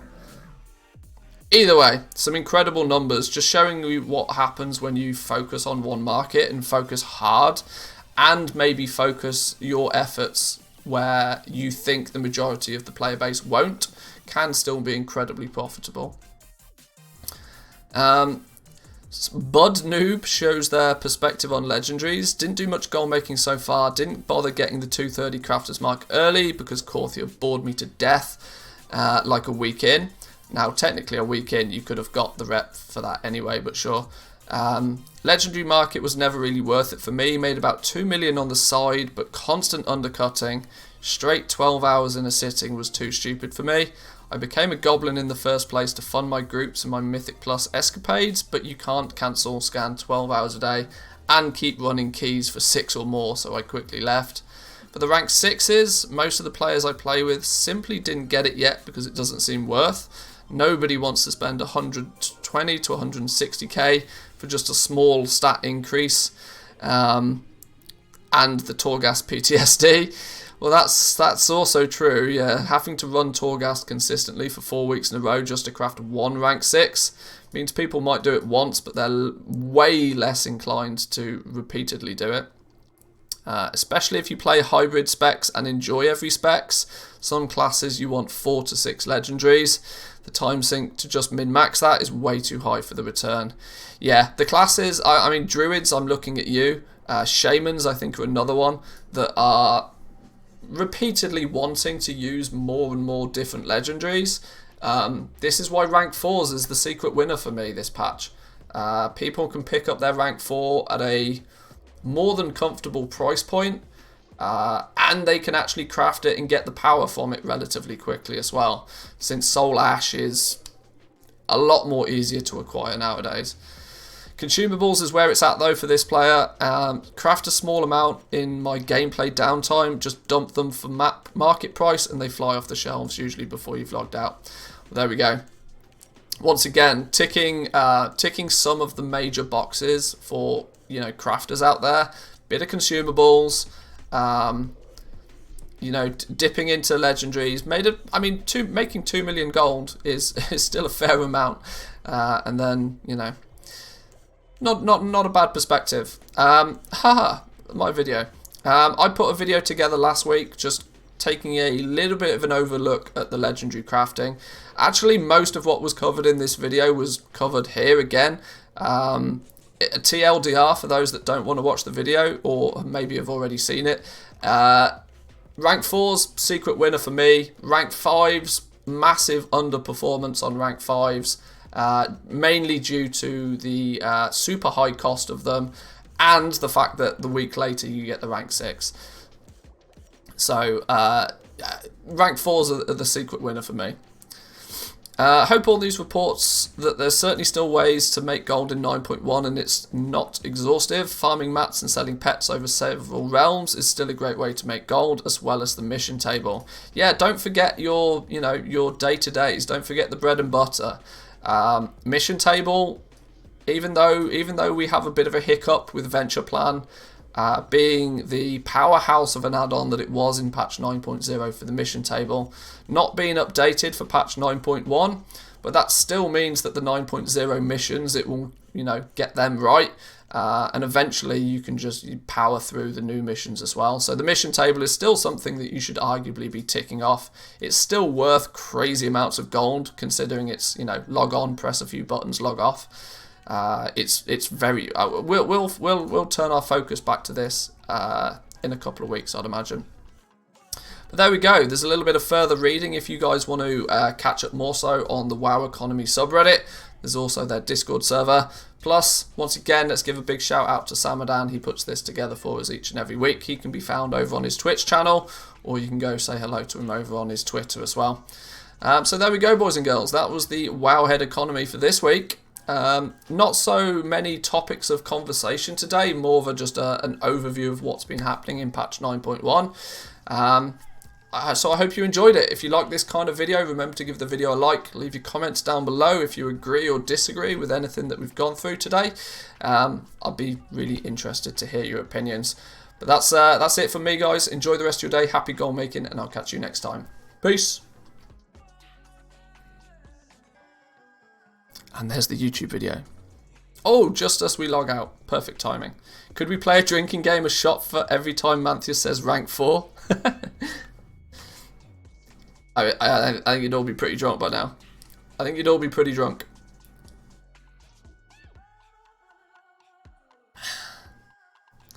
I dropped and leveled professions in 9.0 for Crafter's Mark gear. Selling like 3 items netted a profit. Yeah, considering the cost of leveling the professions now, yeah, that's easily the case. I don't think I have that much alcohol at home. Did I say rank 4s a few too many times? Oh well, maybe I'll watch the video back later and maybe somebody can count it out, put it in the comments. You guys want me to read the comments? It's Wowhead comments though. They're going to trigger me. They always do. They always trigger me. Let's have a look. Right, okay. Alienated Flea. Bring back old raid gold farming. Rest in peace. No, do not bring back old raid gold farming. It was gross. No. No, actually not. Prices of Legos are way too high. Can't imagine spending so much gold. For me, I'm a poor guy on such a small stat increase. This is such a... This has got to be the mindset of so many players right now. Because you've got to remember, the average... the average player has probably less than a token's worth of gold in their bags. Now, when that's the case, buying your rank 6 legendary will probably cost you 80-90% of your entire liquid gold, meaning that you then don't have any gold for consumables or repairs or anything else. The price is incredibly prohibitive, I think, for these new legendaries. All the more reason for rank 5 to be dead on arrival. Rank 6s though, obviously people will be competitive on the price for rank 6, and as Korthite crystals slowly but surely decrease in value, the price of rank 6s will also decrease. Interestingly and weirdly, it will probably there'll probably be a point in a few weeks' time. There'll be a... what's the right word? A happy medium. There'll be a happy medium where the price of the rank 6s comes down to the point where enough people are actually willing to buy them, and we'll find like a happy medium on the price of the rank 6s. My guess is it's going to be around 60 to 80,000 gold. I think by the time the Korthite crystals come down enough that the difference between a rank 4 and a rank 6 is much closer. Right now you can buy a rank 4 legendary for less than 50k, but it's over double that to buy the rank 6, and so people buy the rank 4 and they're happy with it. But when a rank 4 is 50k and a rank 6 is like 60 to 80k, then I think that's where people will opt to buy the rank 6s. But the prices of Korthite crystals just have to come down for that to happen, so we'll see. Equilibrium's a good word for that, for sure. Yes, do comments. We can hear you talk about pets in the last hour of today's stream. Yeah, we'll get on to pets in a little bit as well. I need to do some learning myself. In my opinion, if you want a rank 6, see if you know anybody who can craft them. They just need to be able to craft a rank 4 and have rescued the Primus in story, and just gather the 40 Korthite crystals for gameplay and provide all the other mats. Significantly cheaper way to get it, but the DPS increase still isn't as significant as you'd hope for all the work that it entails. See, the funny thing is, most crafters won't do this. Most crafters won't do this. They just need to have rank 4. For starters, there's not many people that will just have rank 4 in the first place. And secondly, what's their incentive to sell it to you this way? They don't have an incentive to sell it to you this way. Their incentive is to craft it and put it on the auction house for the going rate. This might work for rank 5, but it's less likely to work for ranks. I mean, if you try hard enough, you'll find somebody that will do it. But yeah, this I don't think is that viable.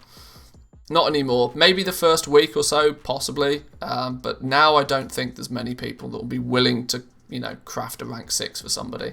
Unless, friend or guild or something like that. But people who didn't miss any cinders will be able to craft a second rank 6 this coming reset. So we might see a small second wave. Possibly. But, I mean, there's many people out there that haven't even bought their first rank 6. So I think the gold aspect of the rank 6 is more prohibitive than the soul cinders themselves.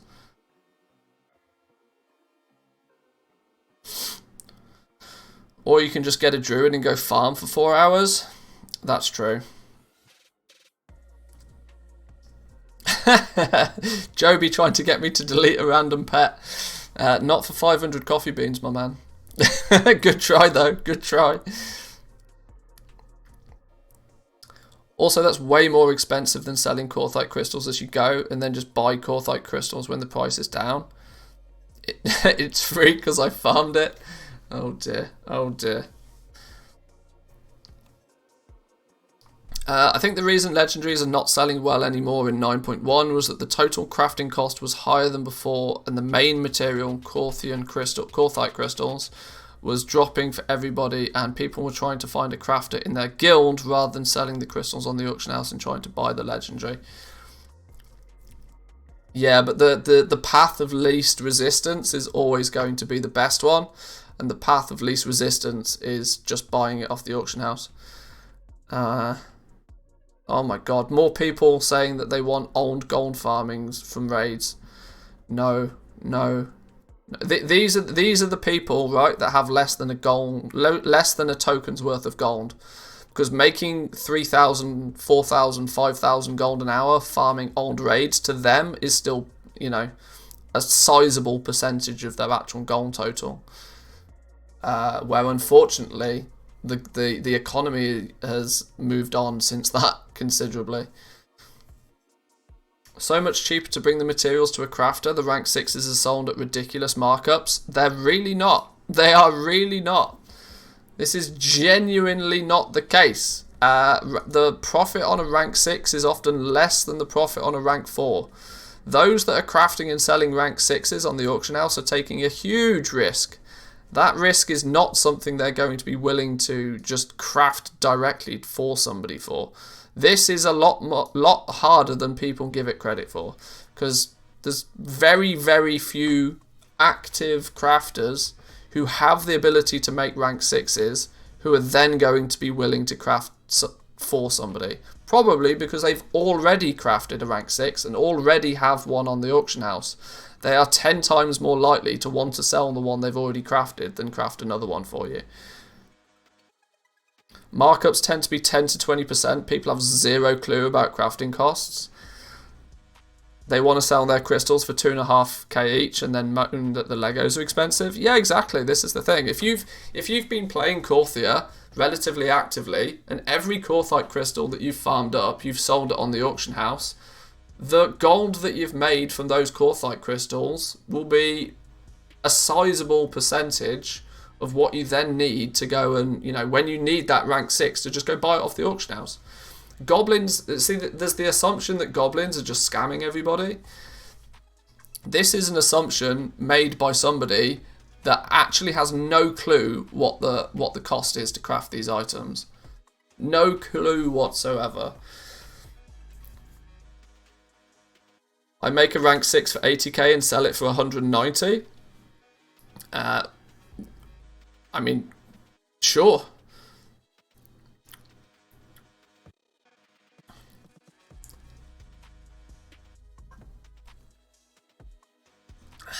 Quicksand, how we doing? Welcome. Good to see ya. Yeah, the simple fact is that if rank 6s are expensive because the materials are expensive. There's only one way to fix that problem, and that's for people to sell their Korthite crystals for less. You can't have everything. You can't sell your materials for a high price and then expect cheap crafted items. It's either or. When people are willing to sell their Korthite crystals for less, then the crafting cost of rank 6s will be less. Goblins are just doing the crafting. They're doing what and weirdly they're doing what you're not able to do. So why shouldn't they, take a cut from doing that? Told a friend the total cost of leveling up a single rank 4. He didn't believe me. Yeah, you try and tell somebody that it can cost you 500,000 gold just to be able to craft a rank 4. 500,000 gold on average price, probably. You're risking 500,000 gold just to be able to craft a rank 4, which in turn will mean you can craft a rank 6. Then on top of that, you have to risk even more by buying the Korthite crystals in the first place. People don't necessarily realise the risk that the goblins are taking by crafting these rank 5s and 6s in the first place. Sure, I mean, if you want to go out of your way and find yourself a crafter, but there's not going to be many people out there, and we're definitely not charging ridiculous markups. Definitely not. I'm still at over a gold cap loss this patch, still not sold enough Legos for my initial investment. I'm sure there's lots of people in that position. We had so long to stock up and speculate in 9.0. I would imagine there's lots of people in the same boat that, your stockpile of materials far exceeds what sales you've been able to make so far. as long as you can burn through those materials before the price dips even lower than what it was in 9.0, you'll be okay though. The LEGO market is absolutely scuffed with its insane barrier to entry once the patch is already hit, and with the bottleneck that Korthite crystals are. Korthite crystals aren't really the bottleneck, because you can always go to the auction.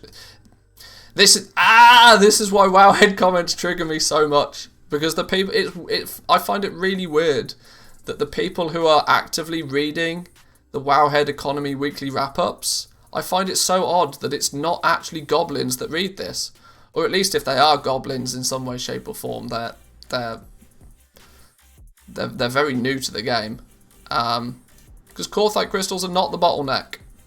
They're the reason they're the reason the price is high. Soul Cinders is the bottleneck. Whatever. Sure. There's the comments, boys and girls. Those who are watching live, there you go. You get the comments. Mega casuals. Yeah.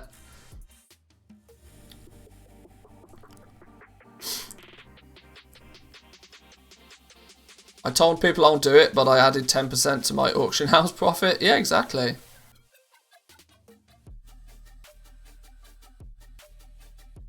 I never read it, I just watch Manthia. Well, there we go. That's the better way to do it. That's easily the better way to do it. Right, well, there we go. That was the Wowhead Economy wrap-up. I'm going to take a 2-minute break, boys and girls. I'm going to go grab myself a drink. My coffee is, well, non-existent. So I need to go grab a drink. And then we're going to start what I want to be focusing on for the most part this week. And that is going to be learning the pet market. I've evaded the pet market for many, many years. Simply because I don't know enough about it. But I think it's about time to learn. I think it's about time to work out where the pets come from, how much they cost, how do we effectively get access to the pets. We need to put some groups together for shopping scans. We need to put some groups together to organise everything.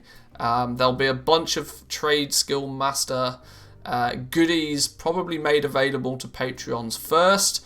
And eventually probably made readily available to everybody else. But it's going to be a learning session. I'm going to be learning hopefully at the same time as you guys, and more importantly I hope some of you guys can guide me in the right direction. The pet market is very difficult. Well, I'm up for a challenge. But I'm going to take a break for 2 minutes while I go grab a drink, stretch your legs, do some star jumps, whatever the case may be. Battle pet scanner, something updated. I might take a look at that as well. I'm quite sure there's a few websites and resources that I should be aware of. Where do the pets come from? Sounds like a sex education course. We're gonna learn about the birds and the bees. Is that what we're saying? All right. Oh, my shrouded cloth for 1 gold 45 has just sold. Check me out. Quickest flip in history. Right, I'll be back in 2 minutes, boys and girls.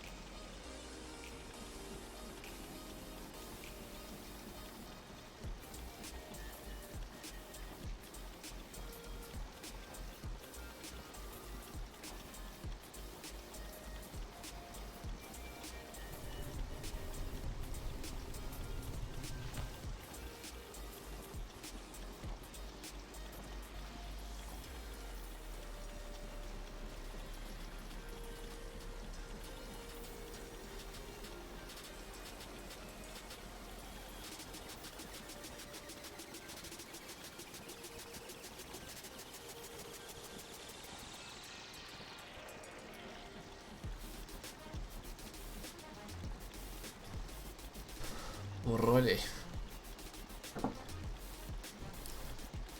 Star jumps? We're WoW players, not Olympians? Oh, I'm sorry. I'm sorry. I forget everybody is, you know, basement dwellers.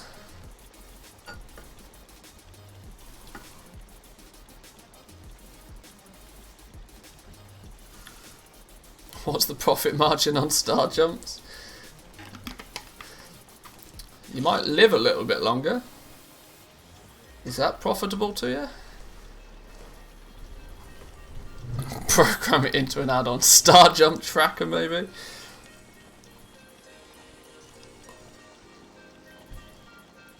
Right, okay. Alright then. Right, first and foremost, if I'm going to learn pets, what are the go-to resources? There's a couple of websites that people who track pets frequently look at. Wow-petguide.com. There we go. I knew Pet Magpie. Okay. Let's investigate some of these. Let's get to grips with it a little bit. Do you or any of the other goblins have a guide to use the Queen's Conservatory most effectively from a goblin perspective? Only to get as many of the materials as possible. No transmog, no pets, no mounts. Three quantity, one quality is basically all you need to remember.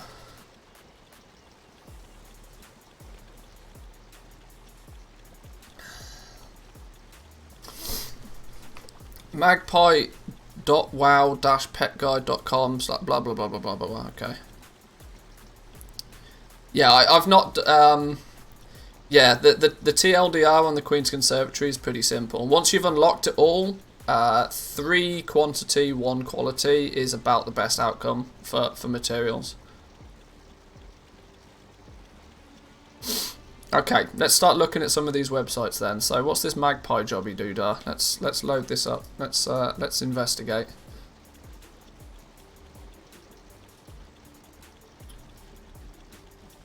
So what is this? I think I've used this before. I think I have used this before. So this is yeah, it's loaded my character. I must have been on this website before. So sell owned pets, just browse, sell duplicates, max level only. So these are the current bids. This is for your cross-realm arbitrage. Select your applicable servers. Oh, okay, I see. So this then will...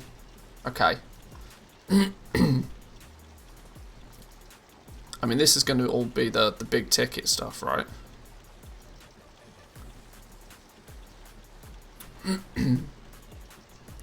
More than 12 hours, less than 2 hours. Not sure what that means yet. I just use it for buying but not selling. Okay. Well, Pet Magpie is a search tool for the World of Warcraft auction house, useful for pet collectors and traders. To get started, select your time zone. It shows the best prices for the pets missing from your collection. Auctions are grouped by pet species to make it look for the best deals of each type of pet. They can be filtered by your collection and sorted to show the pets you miss at the best prices.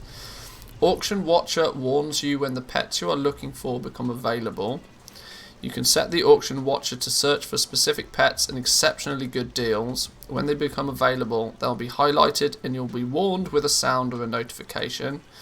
It supports trading across multiple realms. Okay, this is all sounding very, very helpful.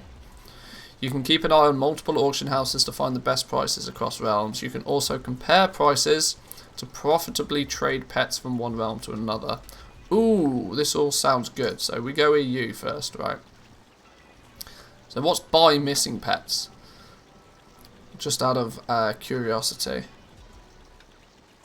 Has the pet limit been gone now? Wasn't that a 9.1 thing? The pet limit goes away? Did that happen? Now just go to the arrow in the top left to select your realms. Oh, look. Okay. Cageable pets collected, 376 out of 773. So we can add our realms to this. Well, we absolutely want to add at least Tauren Mill for now.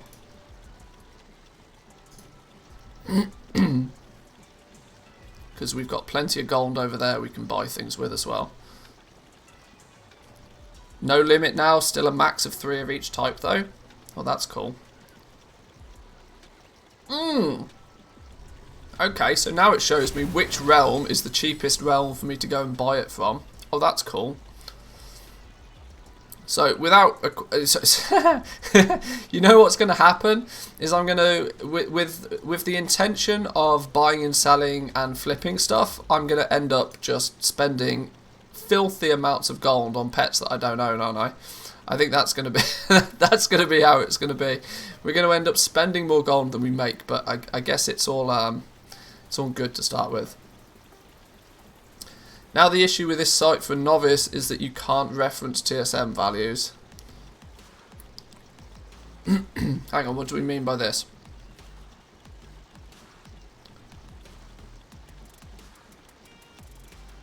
I don't know, I'll work that out. Maybe, it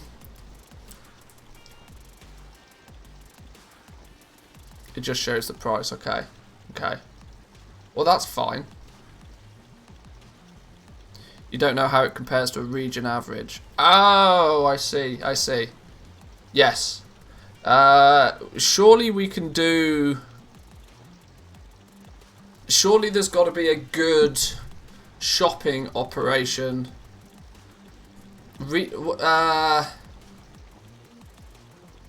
Couldn't you do something like the DB region sale average? Maybe divided by DB market price or something to equate. So you could do a shopping scan on a realm, and the percentage would then show you relative to the other realms.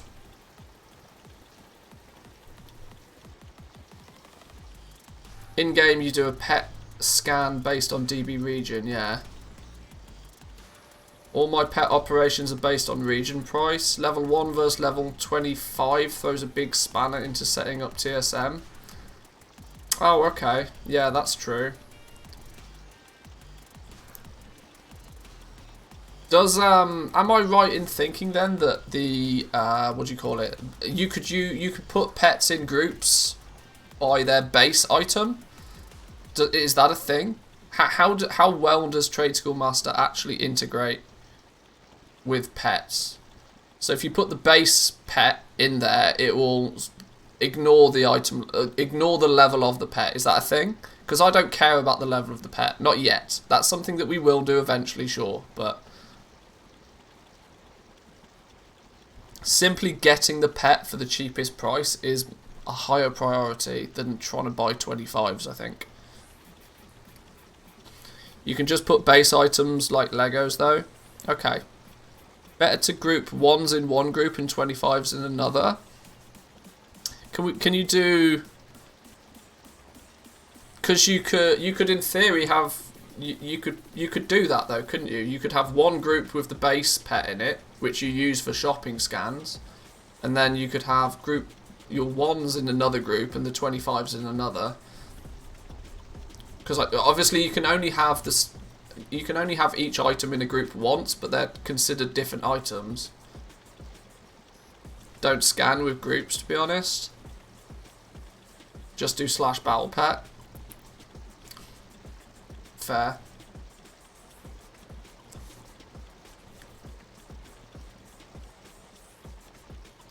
I don't... Am I right in thinking, though, that even /battle pet's hella slow?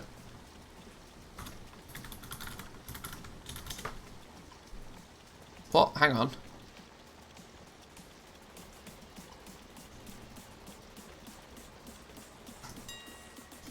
Is it here? No. Hang on, hang on.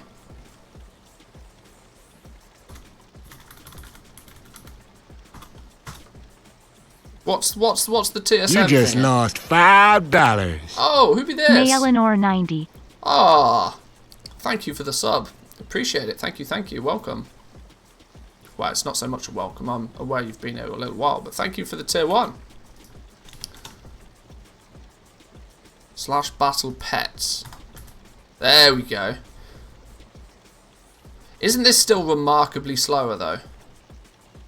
So right now this market value, this is searching based on what is going to be realm price.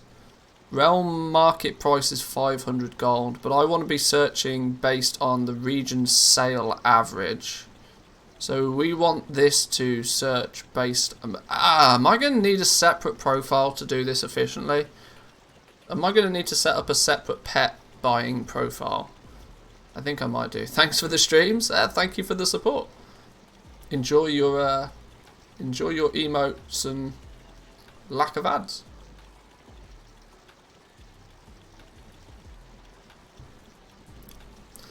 So we probably then, if we want to do, let's just make a, create a new pets. We'll work out what we're doing here. The reason being is because in, where's it going to be, browse, market value price source, we want to change this to be DB region sale average. Right, DB region sale average, and then if we go do a pet scan,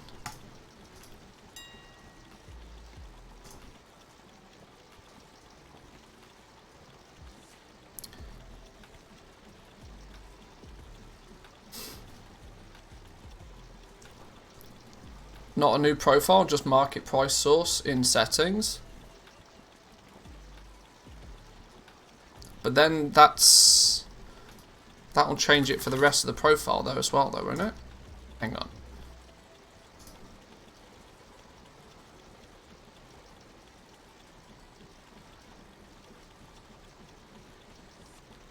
It's global no matter what profile. Oh. Well in that case then we don't need a new profile. Ha! Alright, sure. I'll just have to switch it around as and when. Maybe there'll be a good macro for that. Sure, okay. Right, so this now should be searching based on region sale average 5,893 gold. Well, that's a lie. I need some way to start filtering this. Iron Grasp 5,633.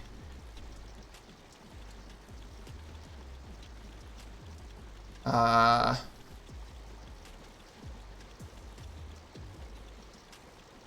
forgot about the default smile button. Better Twitch TV for the win. You can use if greater than function to narrow it down. That's what, because all of this. I see. I'm in a position where I'm very much ready to only. I've got enough gold kicking about that I only really feel like I want to dive into big ticket ones. I know that's not super helpful for newbies to the pet game, but I mean if it's less than 10,000 gold, I'm not really interested in it right now. Eye of Extermination 18k. Regional sale value average 108k. Regional sale average 51. See, the problem for me is that when it comes to pets specifically, I don't know anything about these pets. I genuinely don't know anything about them. I don't know if this is a pet that somebody would buy for the purpose of... I don't know, let me put it this way, I don't know why the regional average price of this is 108k. I don't know if I'm being baited, but the fact that it has a sale rate of a reasonable sale rate, and the regional sale average is still half what the actual market price is, it tells me that that's somewhat valuable. But I'm an information whore. Like, I want to know why people would buy it, where people got it from, that sort of thing.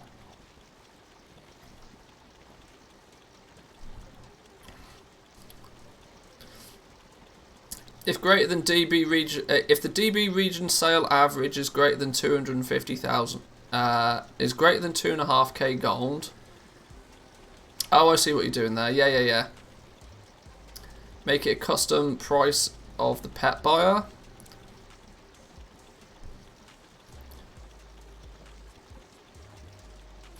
If you don't know anything, pick a very low percentage to start with, say 20%. Yeah. You need to go on Russian servers, pets are free there. I'd start by focusing on pets listed in the XVoo Guides website. These will have a lot more interest for the general population. Hang on, what's this website? I've heard of that, but I don't know what it is.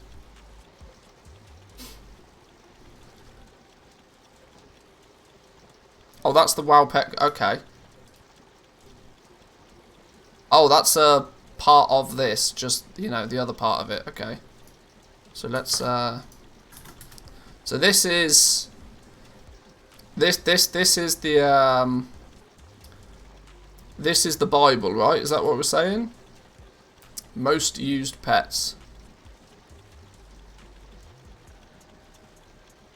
Top collectors. Where's Woo on this list? Right, sure. Newest strategies. Okay. Guides. Most used pets. The below list shows pets most commonly used in the strategies posted here. They are by no means the ultimate guide, but should give you a good indication of the importance and usefulness in PvP pet battles. Okay. Tier 1, so 300 fights plus. Icky still? I thought Icky got like mega nerfed. Or is it? And now I don't know anything about pets, but I was aware that Icky got like hardcore nerfed.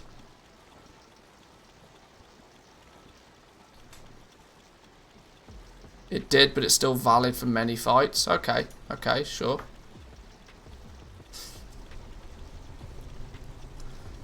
Still good, just not great. Okay, well there's plenty to work with here. there's arguably plenty to work with. What I probably want to do is top 5 from the shop, top 5 from BFA, top 5 from Shadowlands. Okay, those are interesting. Even tier 3 stuff, there's lots here. Okay.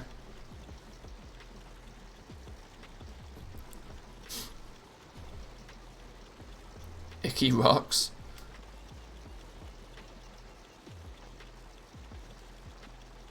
Alright. Okay, so this is helpful for at least understanding why something might be valued at the price it is. Obviously, we need to then work out, you know, acquisition of these. If you get them just by, you know, going and getting them, then sure.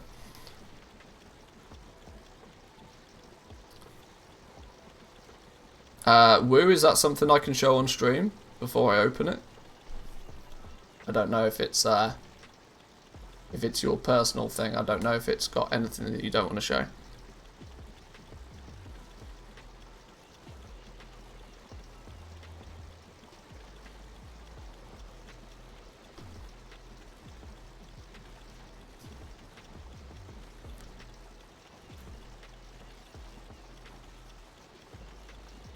Oh, snap. Okay.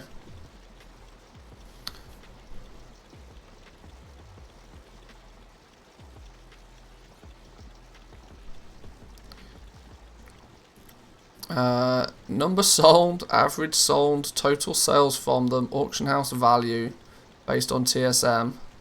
Not sure what these prices represent, but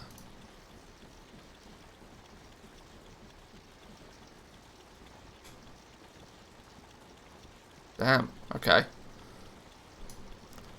So that's interesting. Okay, so your average sale price on the pets is, I mean, you're also in a anything less than 10k, just whatever sort of mode.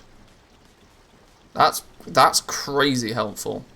As purely a list of, you know, what are the ones that sell and somewhat frequently.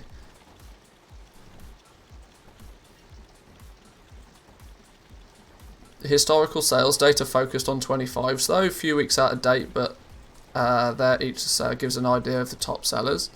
Yeah, I mean that's crazy to show that like there's huge jumps as well. 30, 40, 50, 60, and then 80, 90, 100, 135. That's crazy. Zandalari knee biters and ankle renders. Iron Starlets, Twilight Clutch Sisters, Dark Moon Zeppelins. See, I even know some of these pets. if they're pets that I'm aware of, then.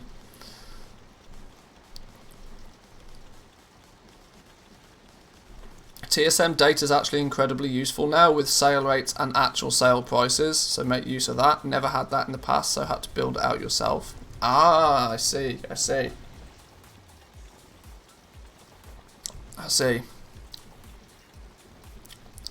That's very interesting to get a heads up on what's what then. This is when I could actually be bothered to track data. I suppose if TSM does it for you, there's no reason to do it manually. But that's cool. That's very helpful. I'll keep that in a tab for now.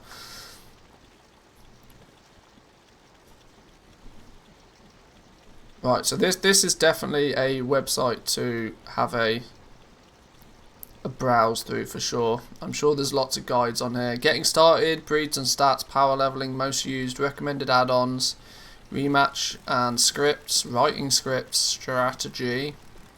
Interesting how most of this appears to be focused on, you know, the actual pet battle side of things. But where there's a need for a pet, there'll be a market to buy and sell it. That's cool.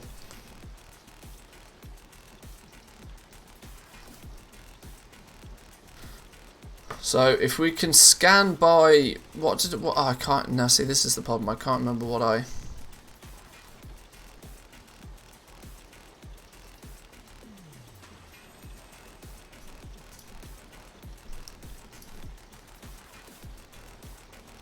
Spectral Tigers, 1 million gold a pop.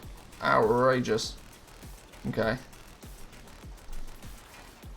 Oh, okay, now it's, yeah, sure. Now it's just showing the most expensive ones. Am I right in assuming that most of these huge big ticket pets are primarily used for the purpose of transferring gold from realm to realm and for like super collectors? I can't imagine that many of these, many of the top tier items are actually fast sellers. None of these can be fast movers, surely. Most of the top 20 are just trading card game ones.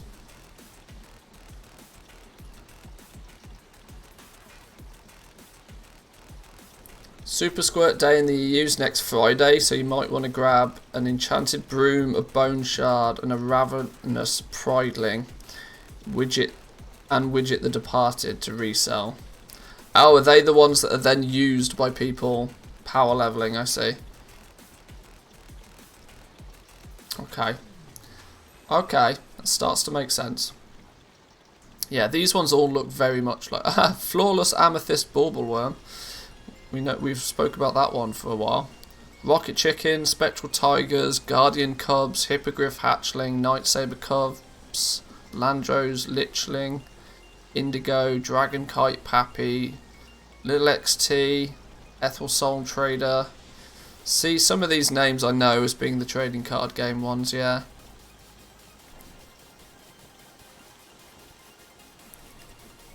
I assumed that was probably you. I assumed that was probably you.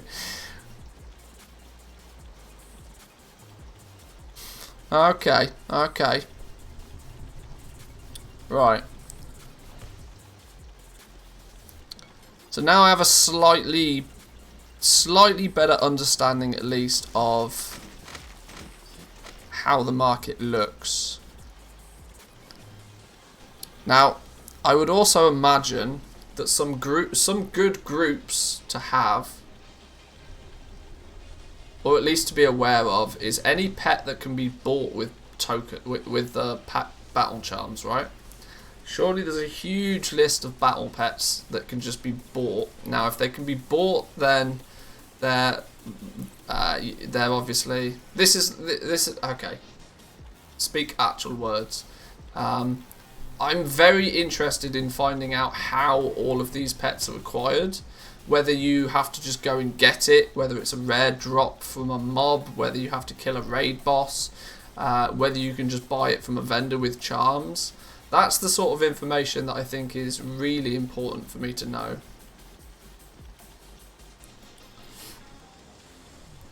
I did that quick and dirty analysis of the pet charm values for you a few weeks back. Should be in the Discord. Yeah. I probably want to put together like you. I don't think that TSM is going to be utilized much for pets, but one thing I do think it's going to be very helpful for is quickly reminding me where a pet comes from. And some pets are even crafted. Yeah, that sort of stuff I'll just probably ignore. Because I'm naturally more interested in just high ticket stuff. I think a comfortable position for me is anything 10k plus. That will somewhat keep my inventory reasonable. And won't actually end up costing me too much.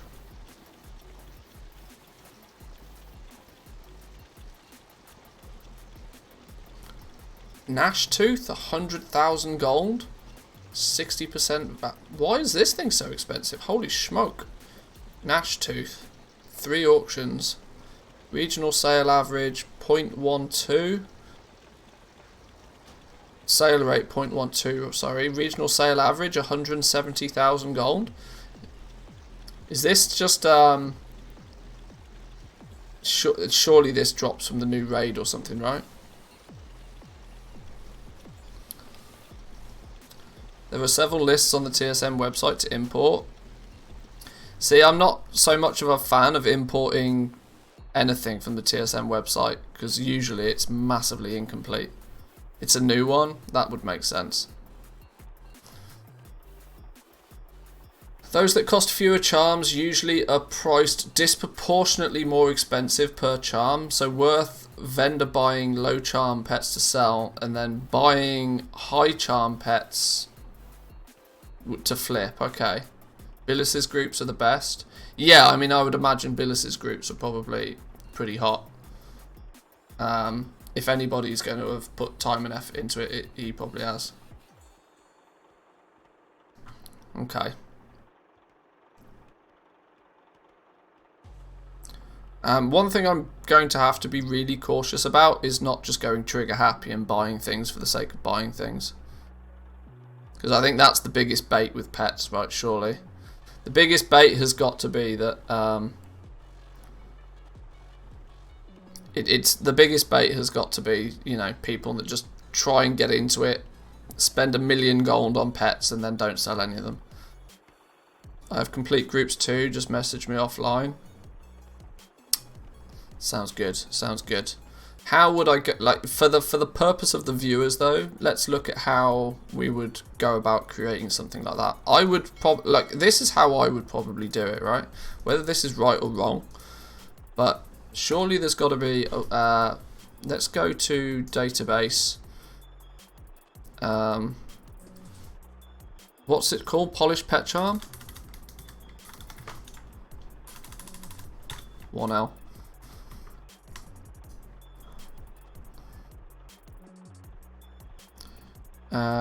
Currency 4.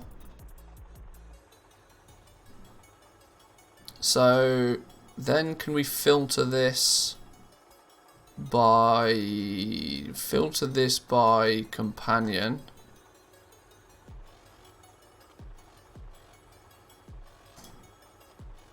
No, hang on.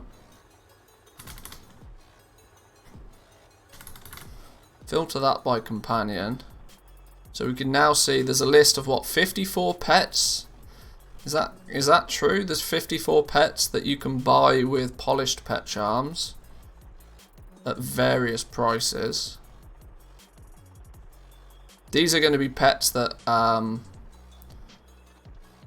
some of these will be a bait for sure, But some of these could be, at least it's very helpful to know that where they come from and what value they're at.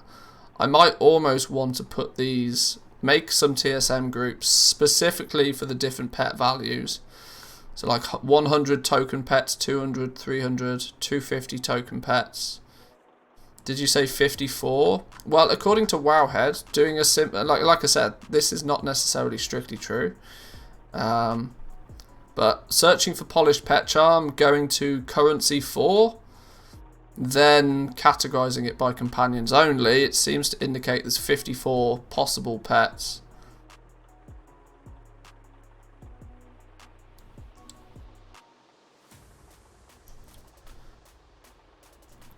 .1 added a huge number of pets.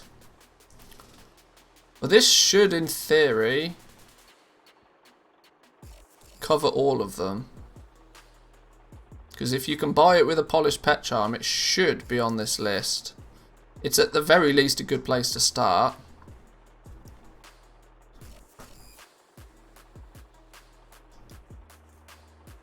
My list also has 54 pets to be bought with pet charms. Okay. Pet IDs are weird. Yeah, I think, see, normally I would probably want to go, I'd probably want to do something like this. This probably doesn't work, but you'd then probably want to go to, where's the group finder? My groups, create new group. I'd probably just want to go like this. Although this is still not great because it's not going to categorize them by pet. By charm number. Slap that in there. Then it's going to generate this list. It's an import list. But I'm relatively sure that this probably won't work.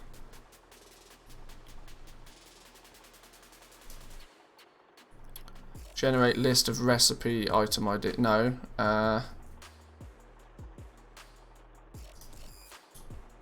So, no. So we could copy that, in theory. Let's just see.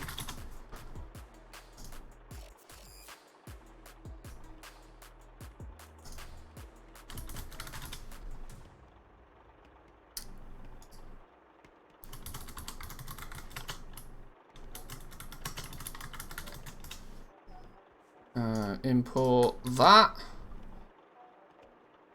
51 items.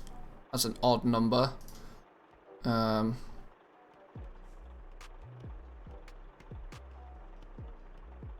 Okay. Oh, teaches you how to Oh, see this is the problem, right? It's picked up the item that is used before you. It's not picked up the pet themselves. It's not the name of the caged one, so yeah, that's not going to really work. Although this is probably no, because these are all bind on pickup as well. Yeah, that's going to be the problem. You need to know the yeah, that's a bit gross. That's not what we want. So there is a little bit more manual labour involved in it for sure. Shadowlands charm pets are cheaper, so consider spending gold to flip them. BFA pet charms are more expensive, so worth spending your real charms for, assuming you don't have unlimited charms. Pet IDs start with a P. Yeah, there we go.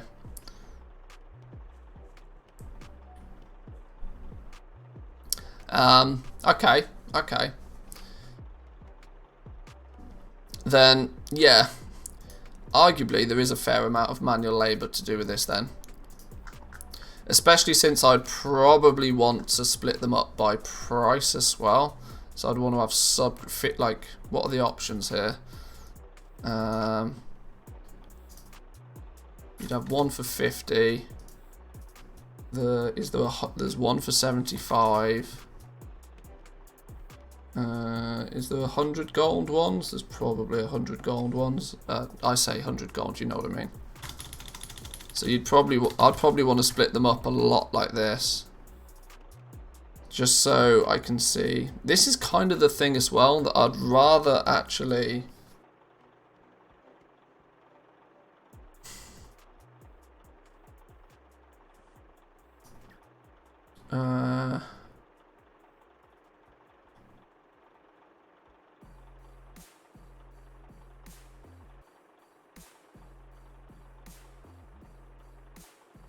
If I just out of curiosity, let me just search for something. Let me see how they look on the auction house.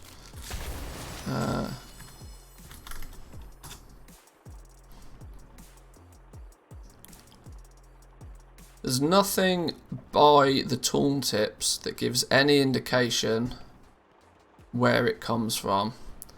So this is probably where all pet IDs. Oh, woo, coming in clutch. I'll take a look at that in a second. Is there an option in TSM to show the item ID on the tooltip? Is that a thing?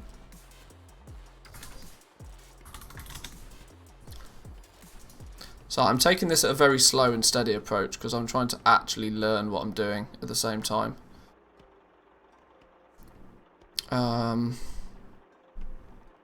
I would actually love to know the... Bet there isn't, is there? No. I would love for the tooltip to display the ID. I have IDs in the tooltips. It's either Elv UI or TSM where it does it. Okay. Well, either or, I have both of those, so I could arguably do both. Oh, it is actually showing the ID of the items there. Right at the very bottom, so that could be an LVI thing. That doesn't necessarily, though, help me when we're in the auction house. Because the tooltip there is different. So it must be an LVI thing.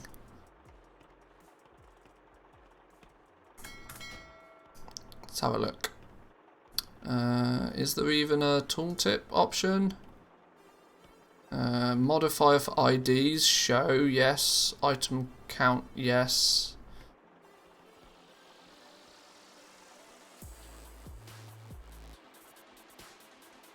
Alright. Not many choices there.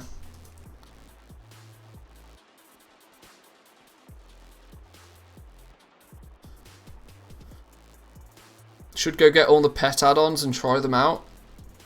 Pet tracker add-on is useful for knowing where things come from in game. Oh, now we're talking. See, that's really, like I said, that's one thing that's crucial to me. It's crucial that I know where all these pets come from. Now, obviously, that's just a learning process, and luckily, I'm good with stuff like that. Once I learn where something comes from, I'll just remember it. My brain just is good at remembering stuff like that. But Pet Tracker and Rematch are the two big add-ons. Alright. In an interesting way, I think I actually already have those. Add-ons. Pet Tracker. Pet Tracker Battle. Pet Tracker Config. Pet Tracker Journal. I don't know what they are. We'll activate them all just real quick. Let's take a look at these one at a time. Actually, it's probably worth checking. They should be up to date. They should be up to date. We should be good.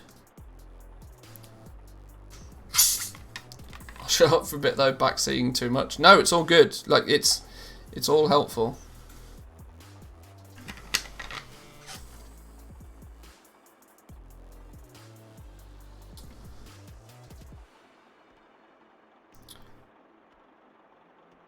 So, oh, okay. This is Pet Tracker. I remember this thing. I use this towards the end of BFA. I use this just for, you know, going out and collecting stuff. Does it do anything extra? I seem to remember this does extra things.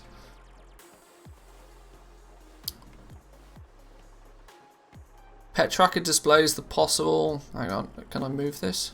Apparently not. Pet Tracker displays the possible sources of pets on the world map, from spawn points to vendors. Also displays stables and extra information about tamers. Anything that updates my tooltips with more information is handy.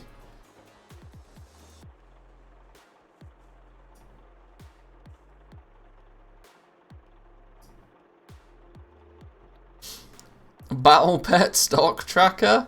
Do it! Do it! Battle Pet Cross Realm Sales Tracker, when is it coming? Yes, make it happen. Pet Journal Enhanced, TD Battle Pet Script, Battle Pet Cage Match. Okay. Has this added anything new to my... Hang on. Aha, okay. Now we're talking. Now that's put some very, very handy information in my tooltip. That's exactly what I wanted to know. That this pet is sold by a vendor in Ardenweald for 250 pet charms. That's why it's this price. That's super helpful info. Would I be right in assuming then that it does that for lots of other things? Let's have a look.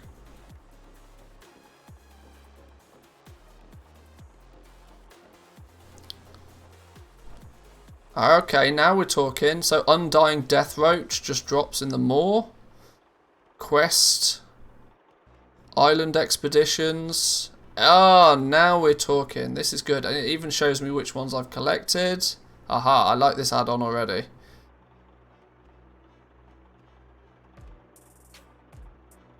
Supplies of the Ascended. Molten Core.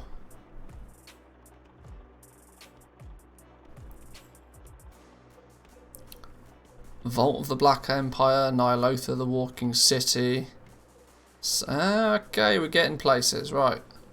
Eye of Extermination, Sanctum of Domination. See, there we go. That's why that's expensive, because it's a new raid one. But just because it's new means its value is probably tanking, unless it's also actually, you know, useful. Now we're learning. This is what I wanted to do today. What's the name of the add-on? It was just called Pet Tracker. Pet Tracker. Not only does it put this list, which I'm going to be fair, this list is a bit annoying. I'm hoping I can turn that off. Oh, well there we go. There's the easy way to turn that off. Main thing for me is going to be the tooltips. Tooltip showing me where stuff comes from is going to be super useful.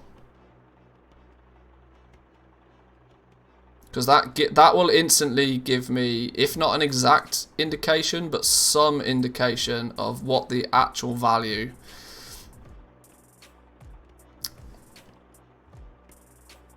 Tooltips is what I want. Yeah, Pet Tracker. Pet Tracker is giving me this extra information on like where it drops from or where I get it from. Or in turn, like how many pet charms it costs or...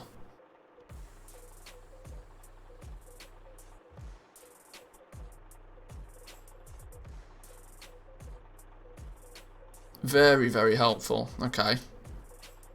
So that's one. That's one. Does that thing do anything more? Does this mean that? Oh, okay. Yeah, I remember this add-on. This is the one so you can run around and you can just pick up everything. You can go collect stuff. We're gonna kill two birds with one stone with this. Not only are we gonna get into the pet market, we're also going to improve our collection. Can you show me the full add-on name? Just literally Pet Tracker. Pet Tracker. One word, Pet Tracker. And then obviously when you install it, it has a few mini variations. But yeah, Pet Tracker should be the core add-on that's given the tooltips at least. The other one was what did somebody say? Rematch? Is another one I think I've got. Rematch, and then does the ReSM TSM pet values one still work? We'll see. I suggest you still need to go on Wowhead and manually check drop rates. Sub 1% drop rate pets are the super expensive ones. This is some of the things that I'm going to want to put into, like, Trade Skill Master is not going to be used much, I don't think, for pets, but what I am going to use it for is categorizing stuff, right? So any pet that has a super low drop rate from something will go in its own group. And then anything that is bought with pet charms, for example, will also go in its own group. And it'll just be a way to categorize out different groups of pets. Now, the difficulty with doing Trade Skill Master, using Trade Skill Master for any of this, is there's no overlap availability, because you can only have one thing in one group, right? For me, it's the sold per day and the sale rate, which is the key thing for decision making. Yeah, that's it, right? This is what I talk about when I say I want to understand the true value. I'm not so much interested in what the price is. What I want to know is that pet valuable to somebody else? For me, at least, knowing where that pet comes from is 50% of that. And then knowing why somebody might want to buy that pet is often the other 50%. And of course, things like sale rate tends to help that thought process. Which is why I highly recommend adding the trend custom price. You've spoke about that, and I can't remember exactly what you were talking, what you were trying to. That's gonna be the regional average price. Something.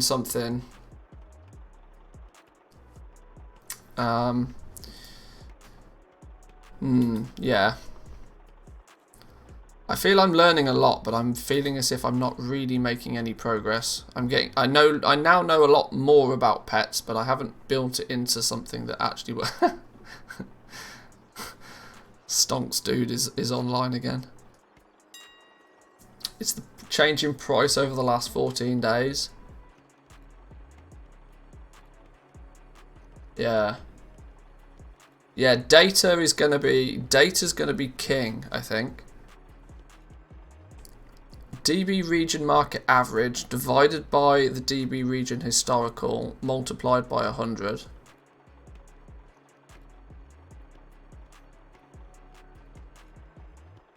Yeah, okay.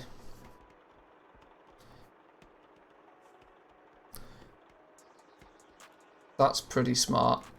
I like that one. So any item with a trend below 100 gold is then falling in price. All the maths. Lots of maths. Welcome to goal making 101.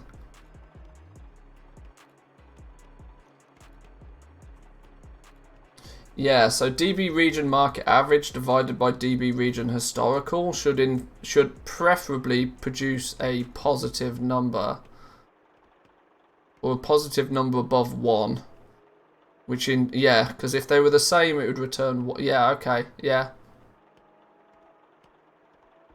So anything above 100 gold is trending upwards. Anything below is falling, which you'll probably then tend to see. Like brand new raid drops and things will constantly be considered as like falling prices. 80 gold, for example, would mean the price has fallen 20% in the last 2 weeks. Yeah. Yeah, that's a smart way of using the custom price sources to deliver information. It's actually, I think, on TSM's roadmap that they want to integrate some, trend. I think Jack mentioned it to Gumdrops at one point that just a simple, up arrow, an up green arrow and a down red arrow. The problem is I don't think TSM themselves actually track trend data. Or at least if they do, they don't push it. Because it's just more calculations. It's more server load. Yeah. If people use it, great. If they don't, it should be a tooltip option. They should make the trend a tooltip option. Just turn it on if you want. and all it does is just, you know, does the calculation. And that's it. I know the fact the data's there, but it would be nice if it was just integrated into the UI. Yeah. I like that one. Let's give that a quick, hang on. Quick blast. Settings, custom sources. Let's just test that one.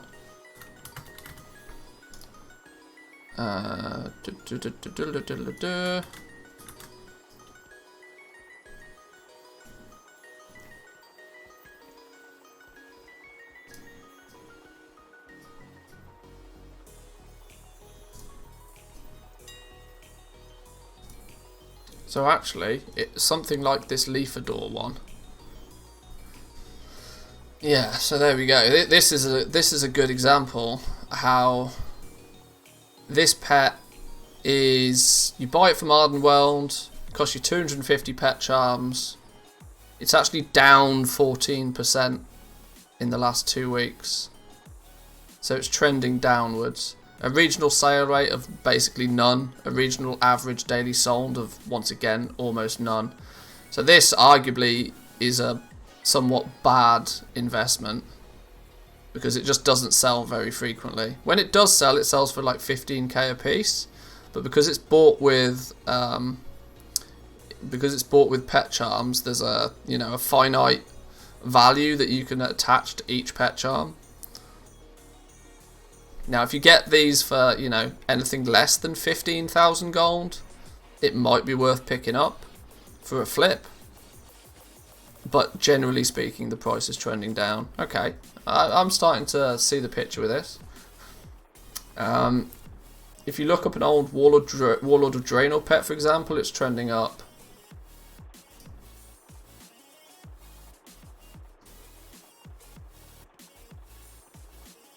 You can also adjust your pet buyer function to ignore anything with a trend below 90 gold, for example. That's true. Yeah, if something's tanking in price, you just probably don't want to know.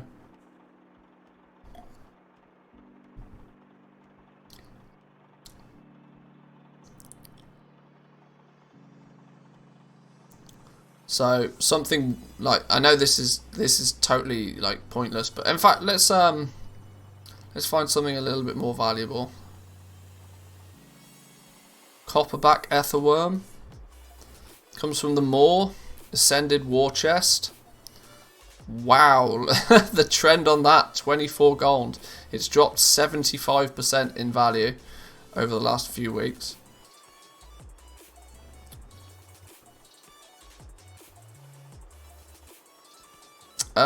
It's at this point I'd probably want to actually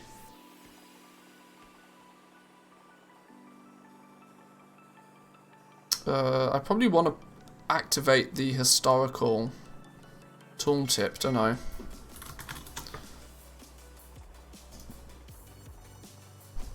Is that going to be information that's going to be helpful to see? Historical price. Oh, region historical price even. It's probably what I actually want to see. I just have them all. More data the better. I'm a data whore.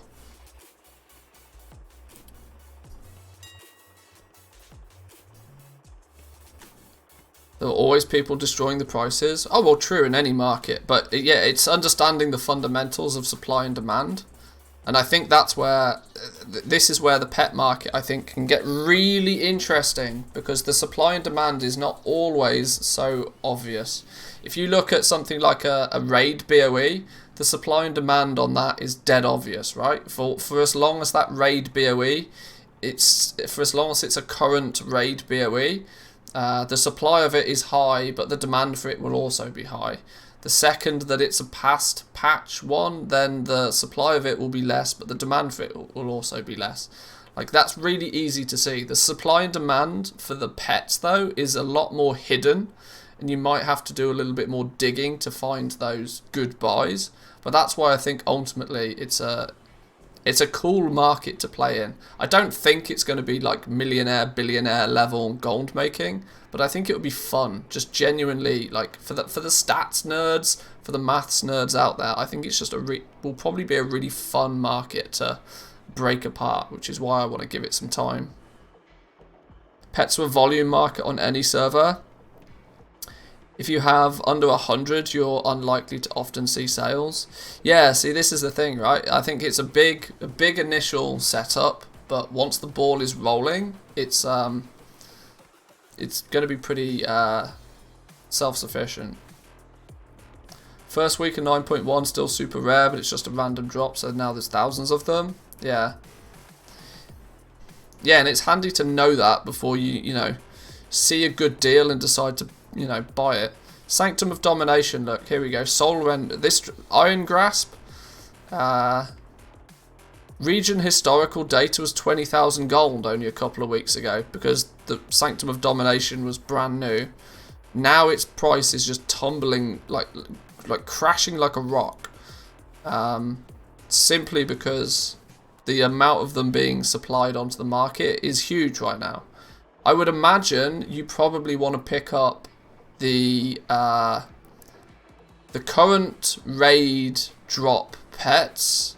You probably want to pick a bunch of them up towards the end of the life cycle of that raid, because that's when the supply is going to be at the highest. Yet the second people stop raiding there, the supply of them is going to dwindle. And that's when you'll start. So for now, for example, if you go look at BFA raid pets or something, you'll probably find there's they're trending upwards, I would guess.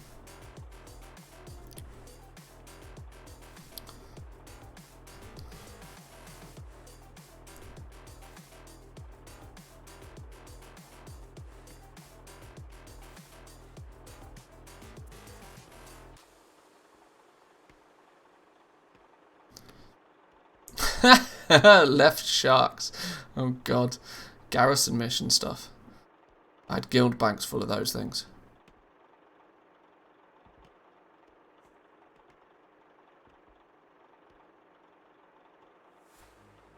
Blingtron 5000 gift package. Wow. That's an odd one.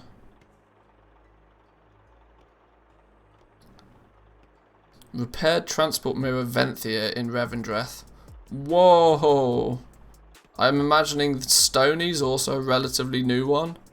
It's just literally by definition tumbling in price. Historical regional average price of 200,000 gold. This must have come in with patch 9.1, right? There's usually a lag of a few months typically before prices start rising again. Yeah, see, that's why it attracts me, right? That lag, that delay between, you know, the change in market price is an investor's dream, right? That's what these got. When you start making a sizable amount of gold, that's exactly what you look for. What can I buy now that will make a really nice return for me in 6 months, in 9 months, in a year's time? What are the items that are going to naturally go up in value anyway, and additionally will naturally rise with inflation as well?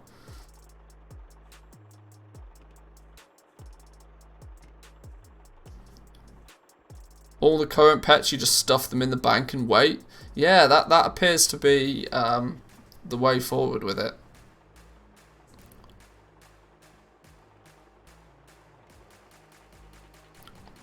For example, I would imagine those that stocked up on BFA pets during BFA bought them really cheap. But now, for example, now they're probably seeing good reasons to dig them back out the bank and sell them. Investopia Trading Hedging Beginner's Guide. Oh, there we go. There we go. Some real market info for us. Oromo the Observer comes from Talador. Is that a rare? That must be a rare, right? 0.01 sale rate though. Yeah, see there's your problem. What's the happy medium on sale rate for pets? I assume it's we're dealing with transmog level sale rates, right? You got to consider it a transmog market, I'd guess. 0.01, 0.02s you probably want to ignore. Gizmo comes from Tazavesh. Okay, another one that is traditionally going to start tanking in price because it comes from Tazavesh. Anything 0.03 is decent and obviously above that. Okay. Yeah, that's what I was thinking. I was assuming it to be very transmoggy. Corthia, supplies of the Archivist's Codex. Oh, that's why this thing's outrageous. Paragon box from Archivists. I'm surprised those even exist. How the hell have people managed to get... I suppose probably, yeah. Oh, okay. So a Paragon box from the Archivist Codex. No wonder that fella's expensive. But interestingly, this is also one that I would imagine will trend downwards pretty heavily over time. As at least the Archivists, people will continue to grind it out. But either way.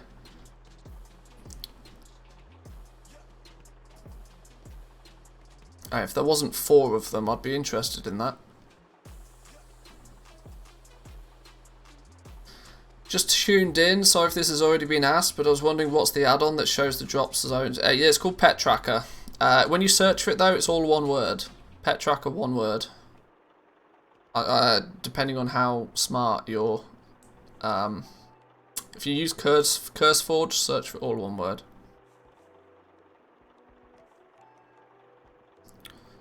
Cavern Dark Terror, Nazjatar.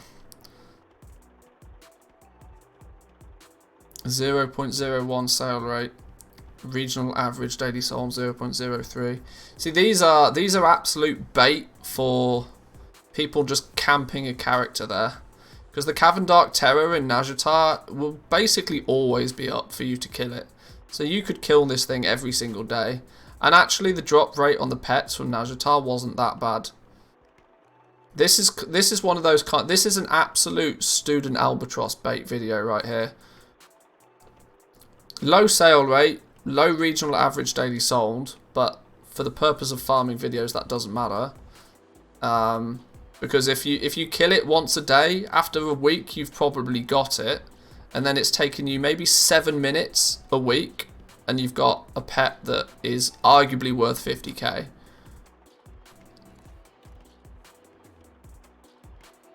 Loads of pets can be got by that method, yeah. And if nothing else, it helps, you know, bump up your inventory value nicely. And it's one other pet that you can have on each realm.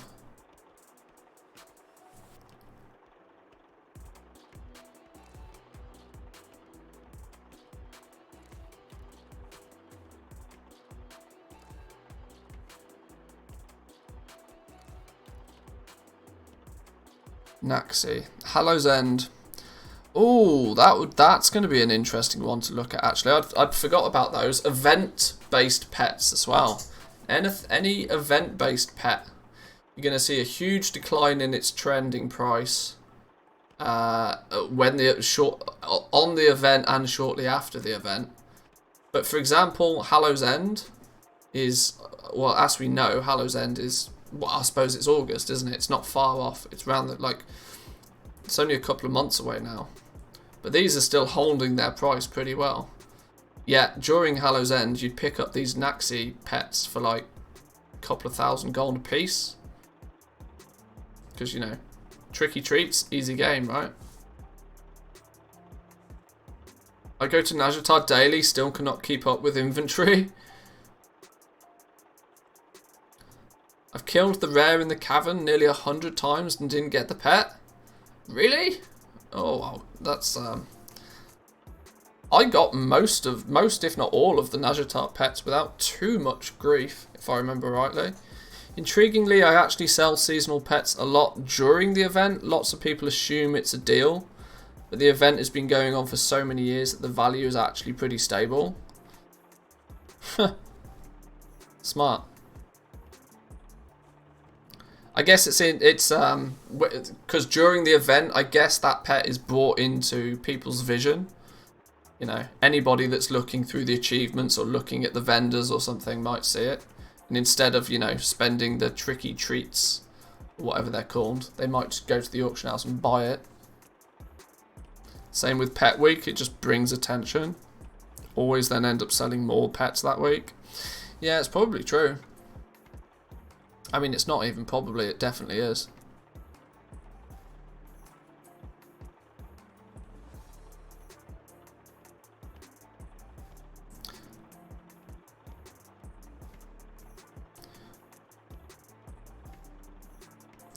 Drudge Ghoul, Icecrown Citadel. See, this is the thing, right? Icecrown Citadel. How many expansions old is this at this point? You get it from killing the Lich King. Now, there's probably a fair amount of them, considering that people, you know, farm the Lich King for mount. But 0.04 sale rate. One gets sold every few days. Trending basically at exactly the same point, regardless. I got Invincible before I get that pet. Never seen it, by the way. Well, there we go. Maybe it's super low drop chance.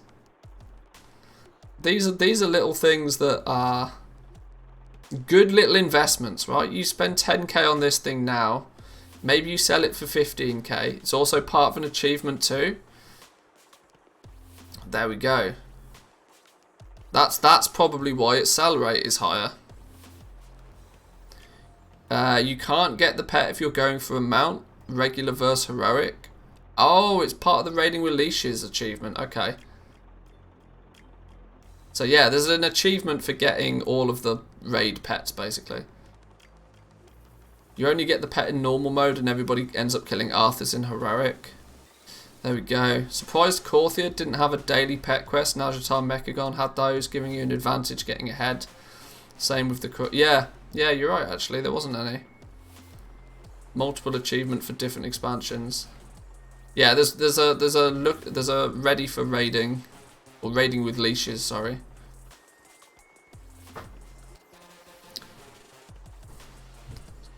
So yeah, I apologise, boys and girls. This is maybe not the most interesting viewing right now, but for me at least, it's just learning the market. Like, but before I start spending money, spending gold all over the place, it's nice to feel at least a little bit educated. Pierre, crafted pet. Low sale rate, but trending upwards in value. Probably because there's less people actually bothering to craft it and sell it.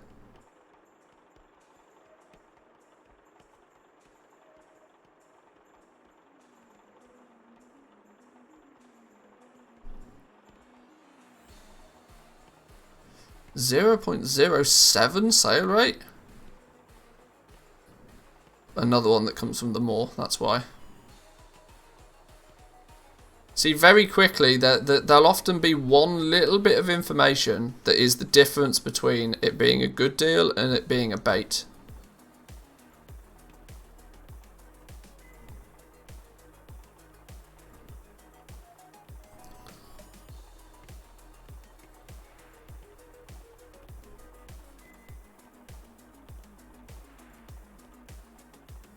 Budding Algan.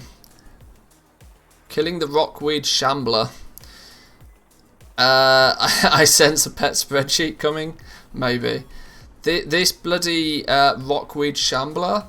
I think that is the one rare in Nazjatar that I still need to kill.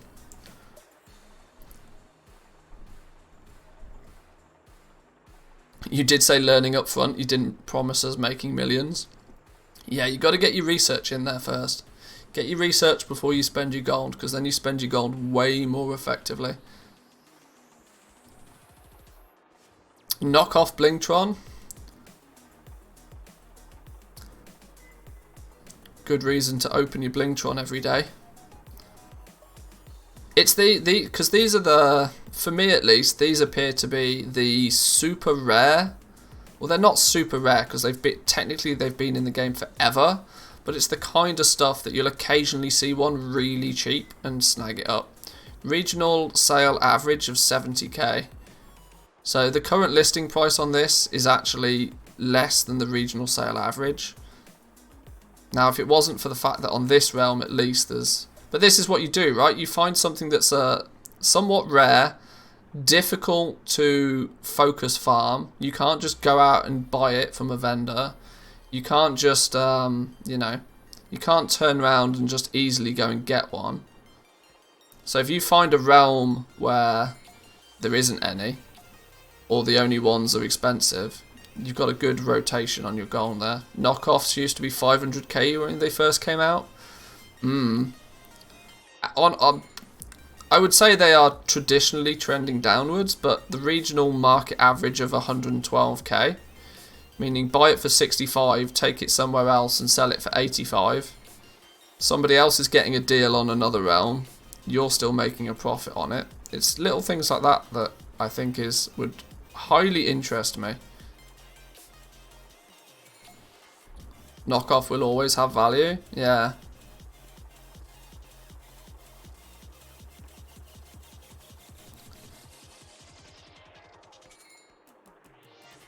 Are they also OP pets? Are they also good ones for actual... See, this is where I should probably cross-reference with...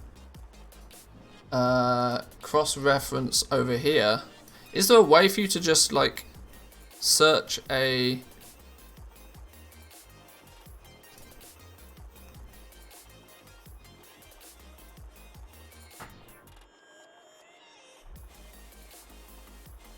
Can you just do a Control F?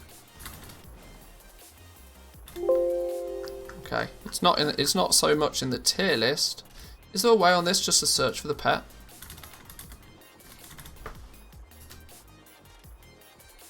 Oh, okay.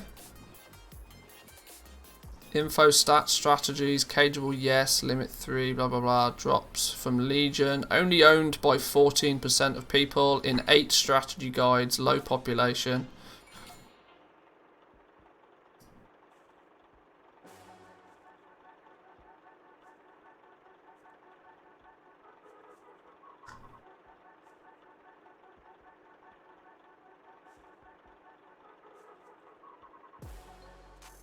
So it's used on, yeah, okay.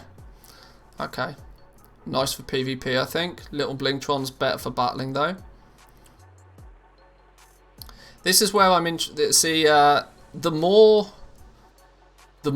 uses that the item has, rather than, like, I mean, something will be expensive because it's rare, right? That's always the case, because if something is super difficult to acquire, it will naturally have a higher value just because there's not many of them about. But if you can also get something that is firstly rare but also good at something, it can't, like, its value can easily, like, double. And that's the cool thing, right? So Knockoff Blingtron, if it comes from the 6,000 gift package, there's going to be nothing more than a drip feed of these into the market at any time.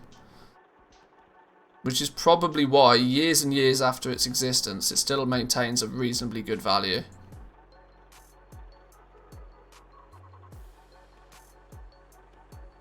There were 4 kinds of pet buyers: traders, collectors, battlers, and goblins. Yeah. Or people who want to move gold from server to server. Yeah. Yeah, if you can, if the pet that you're selling is attractive to more than just one of those groups of people, you'll double the sale rate and you'll probably double the value on it as well.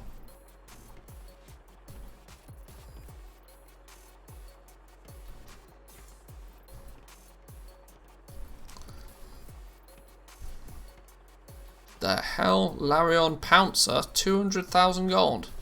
Comes from Bastion. Drop Larion Rider. Tanking like a rock. This must be... Okay, this is a rare in Bastion, I guess.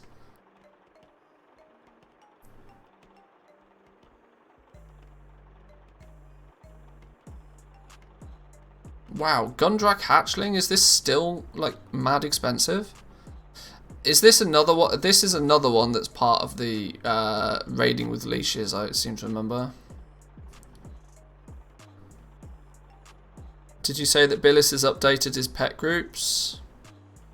I'm not sure. I need to hit Billis up on Patreon, I guess, and get his groups. I assume that's where he's got them.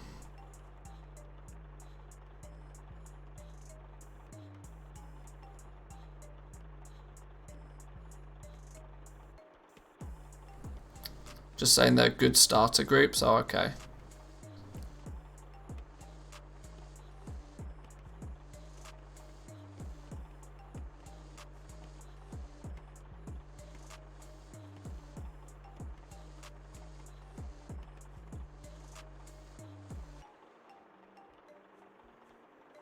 The hell? Gregorius Growl. Oh, TCG, okay. Do the TCG mounts trend upwards or downwards? Whoa, what is this one? 0.04 sale rate drops from Gummel Pouch. I have no idea what that is. Gummel Pouch? Is that a boss somewhere?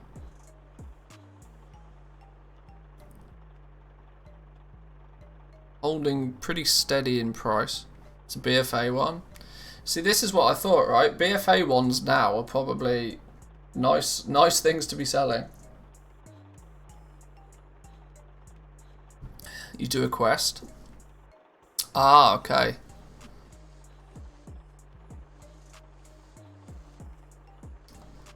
See, that to me is crazy. Things like Ethereal Soul Traders, like, their price is just rock solid. And also, you'll find that these things, like Ethereal Soul Traders, I remember back in the day, these things were. I remember when these were selling for like 50k gold, and that was expensive.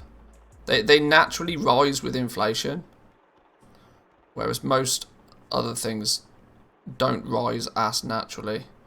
Enchanted Broom. Somebody was telling me this one is a one to keep your eyes on. Oh, these are also from Ice Crown using the, yeah. It's one of the Argent Tournament pets. Oh, yeah, there's another category of pets. Argent Tournament pets. Broom is good for the Dalaran pet battles, horde only. They naturally rise when Magicus fixes the price of them on 50 realms. Well, yeah, all that.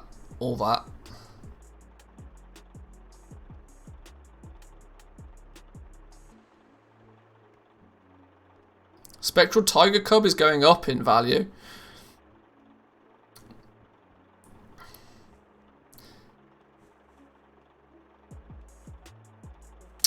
Okay. I think I'm slowly learning.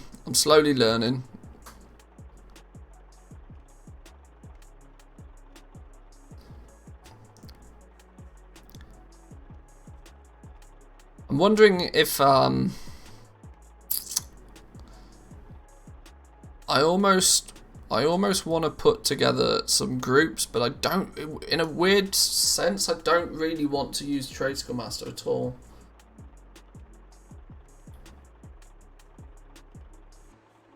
Rotting Bear Carcass, bought for 500 gold, sold for 1750. Very Unlucky Rock, bought for 7200, sold for 48,000. They're the bauble worm ones, right? They must be the bauble worm grey items.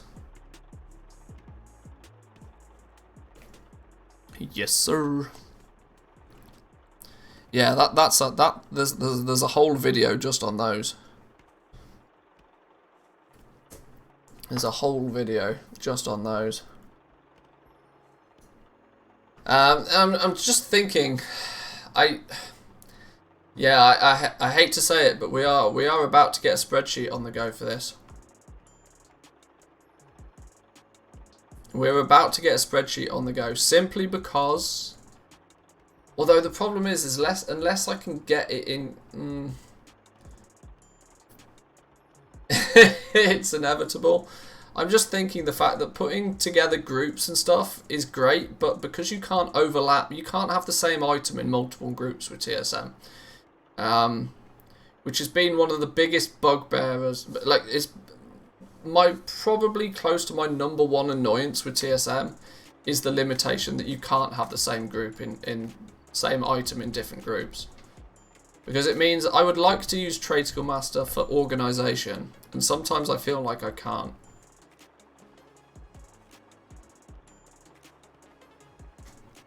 Would be great to have an auto import from TSM though, yeah. Quite simply, just I want to keep track of, you know, like different pets. I want to keep track of them. I want to know things like, basically I want to know the acquisition of the pets, and I want to know what they're then ultimately good for. Those two things will dictate what my maybe top 50 list will be that I'll keep my eyes on religiously. Because I reckon, just like Transmog, there's 90% of the pets you can probably just ignore. Because they're either too easy to get, or, on the flip side, they have no use.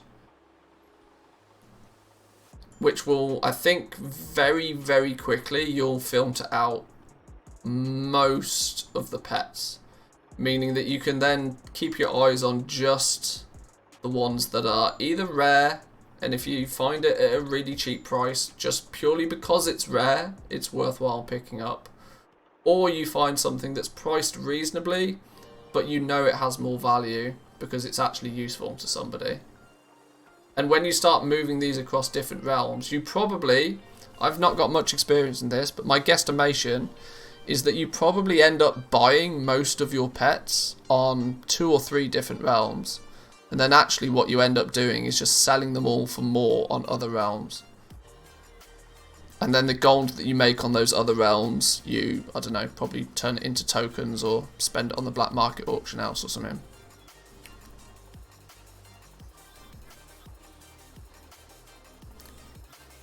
Would be nice if the TSM API was working so that you could get the realm regional prices. That's true. That's good if you already have operation on multiple realms.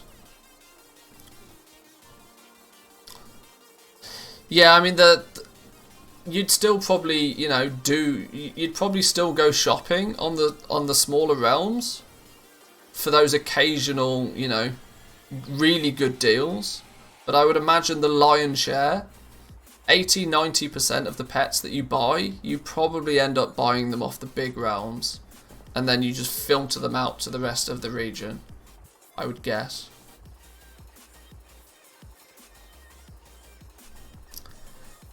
Black market auction house needing a 60 makes it a tad harder to cover 50 realms. Yeah, that is actually very true. Yes. If you can't manage multiple realms, there's no reason you should really go in.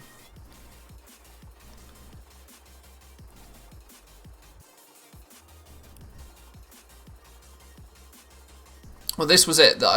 For me, there was 2 major things that I wanted to achieve in Shadowlands. It was to spread myself out over multiple realms and get into pets. Now they're both kind of, you know, simultaneous. They both kind of I need to do the same sorts of things to complete both of those, you know, goals that I set for myself. So, but I think we're slowly starting to get places. I think my knowledge, even from this last hour or so of working this out, my knowledge is much stronger than it was before. We've got a few cheeky little things, such as a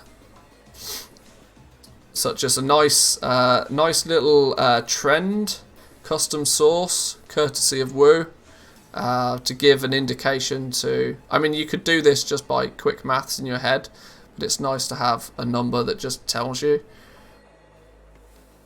Gives you a good indication of whether the average price of that pet is going up or down, and more importantly, it tells you how volatile as well that the price is. Closer to 100, the better, really. We also realised that the pet tracker add-on is very good for giving an indication to where the pets come from. Which, like I said, for me is 50% of the thing. If I look at a pet and I look at it and it appears to be a good price, I want to know a few things about it before it really confirms to me that it's a good price. I want to know where it comes from, roughly how rare it is, or more importantly, if you can just buy it from a vendor. If you can go and buy it from a vendor, I probably don't care. But we can use this custom trend price to do some fancy things to help filter this out, which is going to be clever. It's actually great to watch and listen to you preparing to invade a new market, doing a lot of research instead of just zerging it. Well, I mean, I'm kind of lucky that I've got the time to sit and research it before I just, you know, go ham. But I know pets is one of those things where if you just buy everything that's cheap, you'll spend way more gold than you make, because you'll just end up buying all the stuff that's really cheap. You often have to remember there's a reason why this shit is cheap. It's cheap because there's 39 of them on the auction house and nobody wants them. So just because you bought it for 8 gold a piece, you know, doesn't necessarily indicate that it's worthwhile. There's a reason why cheap stuff is always cheap.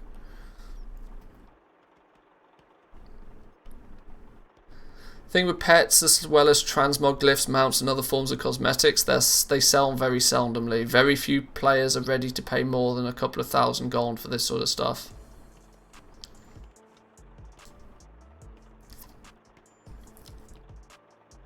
Some high value turnover pets in the 2 to 10k range, great for building up that capital. Yeah, I think my threshold will probably be about 10k. Which will mean that I would probably want to be buying stuff when it's less than 10k. But I would probably prefer the potential sale of everything to be at least, because that will basically, if I can shoot for 5,000 gold profit on every pet, by the time you're doing that at scale,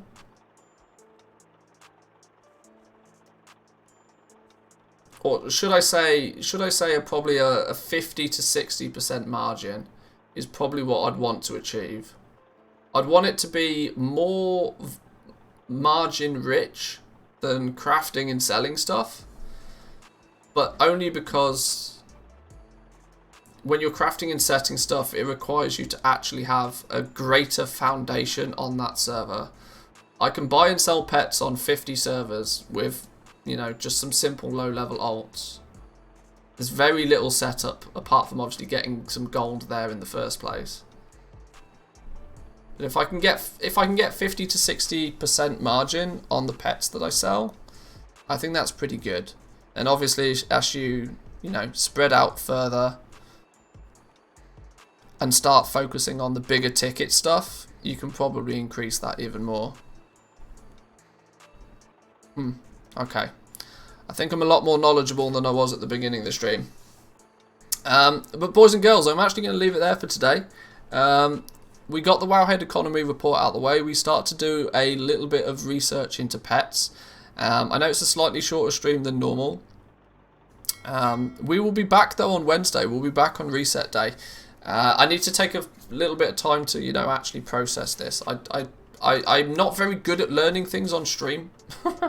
It's very, very helpful having you guys about, but I need to start processing this and maybe testing out some spreadsheets and stuff. And I've got a few things I need to do anyway, but I'm going to leave it there for today. Thank you all for joining. Hope you got something out of it as well. This is more. We'll continue this pet theme throughout the week. Wednesday is obviously going to be reset day, so we'll be focusing a little bit more on you know, playing some auction house PvP, getting some stuff crafted and more importantly sold. But maybe we can take an overview of where I get to with pets on Wednesday as well. Keep your eyes on the YouTube though. The reason I'm now only streaming 3 days a week, this is a tester for a few weeks, Monday, Wednesday, Friday. The reason I'm doing such is so that I can try and focus a little bit more on some slightly higher grade YouTube content. We'll see how it pans out over the next few weeks, see if I like the new schedule. If not, we may switch it back. It still felt weird for me last week not streaming 5 days. It felt very weird only streaming 3 days, so we'll see how it plays out. But thank you once again for the stream. Enjoy the rest of your day, boys and girls. Happy goal making, and I'll catch you on Wednesday. Peace.